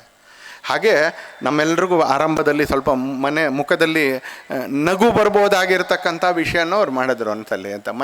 ಮನೆ ತುಂಬಿರ್ತಕ್ಕಂಥ ದಂಪತಿಗಳಿಗೆ ಸನ್ಮಾನ ಮಾಡಿದ್ರು ಅಂತಾರೆ. ದೊಡ್ಡ ಕೆಲಸ. ನಾನೇನು ಅದರ ಪ್ರಚಾರ ಅಭಿಯಾನವನ್ನು ನಡೆಸೋದಿಲ್ಲ. ಒಂದ್ಸಲಿ ಸಿಟ್ ಬ್ಯಾಕ್ ಆ್ಯಂಡ್ ಥಿಂಕ್ ಅಂತ ಒಂದ್ಸಲಿ ಸ್ವಲ್ಪ ಆರಾಮಾಗಿ ಕೂತು ಯೋಚನೆ ಮಾಡಿದ್ರು. ಒಂದ್ಸಲಿ ಆ ಸನ್ಮಾನದ ಏನು ಮಹತ್ವ ಮತ್ತು ಆ ಸಂಕೇತದ ಸಿಂಬಾಲಿಸಮ್ದು ಮಹತ್ವ ಏನು ಅಂತ ನಾವೇನು ದಡ್ರೇನಲ್ಲ ಅನ್ಸಲ್ಲ. ಯಾಕೆ ಪಾಕಿಸ್ತಾನ ಆಯಿತು, ಯಾಕೆ ಬಾಂಗ್ಲಾದೇಶ ಆಯಿತು, ಯಾಕೆ ಅನೇಕ ಜಾಗಗಳಲ್ಲಿ ನಾವು ಗಣಪತಿ ಮೆರವಣಿಗೆ ತೆಗಿಯೋಕ್ಕಾಗೋದಿಲ್ಲ, ಯಾಕೆ ನಾವು ದುರ್ಗಾ ಪೂಜೆ ಮಾಡೋಕ್ಕಾಗೋದಿಲ್ಲ, ಯಾಕೆ 2026 ಬಂಗಾಳ ಚುನಾವಣೆಯ ನಂತರ 2 ದಿನದಲ್ಲಿ 48 ಗಂಟೆಗಳಲ್ಲಿ ರಾಜ್ಯದಲ್ಲಿ 80ಕ್ಕಿಂತ ಹೆಚ್ಚು ದೇವಸ್ಥಾನಗಳ ಬೀಗವನ್ನು ಒಡೆದ್ರೆ ದೇವ್ರ ಪೂಜೆ ಮಾಡುವಂಥ ಸ್ಥಿತಿ ಇತ್ತ. ಯಾಕೆ ಅದಕ್ಕೆ ಮುಂಚೆ 80 ದೇವಸ್ಥಾನಗಳಿಗೆ ಬೀಗ ಹಾಕಿತ್ತು? ಏನೋ ಬಿ ಜೆ ಪಿ ಗೆಲ್ತು ಅನ್ನೋ ಕಾರಣ ಕೇಳ್ತಾ ಇಲ್ಲ. ನಾನು BJP ರಾಷ್ಟ್ರೀಯ ಸಂಘಟನಾ ಕಾರ್ಯದರ್ಶಿ. ನಾನು ಆ ಕಾರಣ ಕೇಳ್ತಾ ಇಲ್ಲ. ಅದಕ್ಕಿಂತ ಮುಂಚೆ 80 ದೇವಸ್ಥಾನಗಳಿಗೆ ಯಾಕೆ ಬಾಗಿಲು ಹಾಕಿದ್ರು? Who where they? From where did it? ಪೊಲೀಸರು ಇರಲಿಲ್ವಾ? ಇದ್ರು. ಅದರ ಯೂನಿಫಾರ್ಮ್ನ ಒಳಗಿರ್ತಕ್ಕಂಥ ನಿಜಾಯಿತಿ ಏನಿದೆ ಅದು ಸತ್ತೋಗಿತ್ತು ಒಂದ್ಸಲಿ. ಕಾನೂನು ಇರಲಿಲ್ವಾ? ಆ ಕಾನೂನು ಹಿಡ್ಕೋಬೇಕಾಗಿರ್ತಕ್ಕಂಥ ಕೈಗಳಲ್ಲಿ ಇರಬೇಕಾಗಿರ್ತಕ್ಕಂಥ ನಿಷ್ಪಕ್ಷಪಾತತೆ ಏನಿದೆ ಅದು ಸತ್ತೋಗಿತ್ತು ಒಂದ್ಸಲಿ. ಹಾಗಾಗಿ ಪಾಕಿಸ್ತಾನ ನಿರ್ಮಾಣ ಆಯಿತು, ಹಾಗಾಗಿ ಬಾಂಗ್ಲಾದೇಶ ನಿರ್ಮಾಣ ಆಯಿತು, ಹಾಗಾಗಿ ಬಂಗಾಳದಂಥ ಕಡೆಗಳಲ್ಲಿ 2026ಕ್ಕೆ ಸ್ವಾತಂತ್ರ್ಯ ಬಂದು 78 ವರ್ಷಗಳ ನಂತರ ಹಿಂದೂಗಳು ತಮ್ಮ ದೇವಸ್ಥಾನವನ್ನು ಒಂದು ಚುನಾವಣೆಯ ಗೆಲುವಿನ ನಂತರ ಓಡ್ಕೋಬೇಕಾಗತ್ತೆ. ಎಲ್ಲೋಗಿದ್ರು ಪೊಲೀಸ್? ಹಾಗಾದರೆ ಎಲ್ಲೋಗಿತ್ತು ನ್ಯಾಯಾಲಯ? ಎಲ್ಲೋಗಿತ್ತು ಸರ್ಕಾರಿ ವ್ಯವಸ್ಥೆ? ಯಾಕೆಂದರೆ ಯಾರ್ದೋ ತೊಡೆ ಮೇಲೆ ಹೋಗಿ ಕೂತ್ಕೊಂಡಿತ್ತು ಅಲ್ಪಸಂಖ್ಯಾತ ಅನ್ನುವಂಥ ವೋಟ್ ಬ್ಯಾಂಕ್ನ ಅವರ ತೊಡೆ ಮೇಲೆ ಹೋಗಿ ಕೂತ್ಕೊಂಡಿತ್ತು ಅಂತಲೇ. ಸಾವರ್ಕರ್ ದಿನ ಅವತ್ತು ಹೇಳಿದ್ರು ಮತಾಂತರ ಅಂತ ಹೇಳಿದ್ರು ರಾಷ್ಟ್ರಾಂತರ ಅಂತ. ಸಾವರ್ಕರ್ ಅವತ್ತು ಹೇಳಿದ್ರು ಜನಸಂಖ್ಯೆ ಅಸಮತೋಲನ ಆದರೆ ಈ ದೇಶವನ್ನು ಬದುಕ್ಸೋಕ್ಕಾಗಲ್ಲ. ನಾನು ಅಂತಿಮವಾಗಿ 2 ವಾಕ್ಯಗಳ ಜೊತೆಗೆ ಮತಾಂತರ ಅಂದರೆ ರಾಷ್ಟ್ರಾಂತರ, ಜನಸಂಖ್ಯೆ ಅಸಮತೋಲನವಾದರೆ ದೇಶ ಬದುಕೋದಿಲ್ಲ ಅನ್ನುವಂಥ ಸಂದೇಶವನ್ನು ನಮ್ಮೆಲ್ಲರ ತಲೆಯಲ್ಲಿ ಇಟ್ಕೊಳ್ತಾ ಅಂತಾರೆ. ಸಾವರ್ಕರ್ ಥರದ ಸಾವಿರಾರು ಜನ ರಾಷ್ಟ್ರಭಕ್ತರು ಈ ದೇಶಕ್ಕೆ ಸ್ವಾತಂತ್ರ್ಯ ತಂದುಕೊಡೋಕ್ಕೆ ತಮ್ಮೆಲ್ಲವನ್ನು ಇಡೀ ಜೀವನವನ್ನು ಹವಿಸ್ಸಾಗಿ ಅರ್ಪಿಸಿದ್ರು ಅಂತಾರೆ. ಅವರ ಜೀವನವನ್ನು ಸ್ಮರಣೆ ಮಾಡೋದು ಒಂದು ಕೆಲಸ, ಆದರೆ ಅದಕ್ಕಿಂತ ದೊಡ್ಡದು ಆ ಜೀವನಕ್ಕೆ ಯೋಗ್ಯವಾಗಿ ನಾವು ಇವತ್ತು ಬದುಕ್ತಾ ಇದ್ದೀವ ಅಂತ ಯೋಚನೆ ಮಾಡುವಂಥ ಸಂಕಲ್ಪ, ಯೋಚನೆ ಮಾಡುವಂಥ ಪ್ರಾಜ್ಞತೆ ನಮ್ಮೆಲ್ಲರಿಗೂ ಭಗವಂತ ಕರುಣಿಸಲಿ ಅಂತ ಮಾತ್ರ ಪ್ರಾರ್ಥನೆ ಮಾಡ್ತಾ ನನ್ನ ಮಾತನ್ನು ಮುಕ್ತಾಯ ಮಾಡ್ತೀನಿ. ನಿಖರ ಸುದ್ದಿ, ಸದಭಿರುಚಿಯ ಕಾರ್ಯಕ್ರಮ. ನೀವು ನೋಡ್ತಾ ಇದ್ದೀರಾ ಕಹಳೆ ನ್ಯೂಸ್, ಸಮಾಜದ ಜಾಗೃತಿಗಾಗಿ ವಸ್ತುನಿಷ್ಠ ವರದಿ.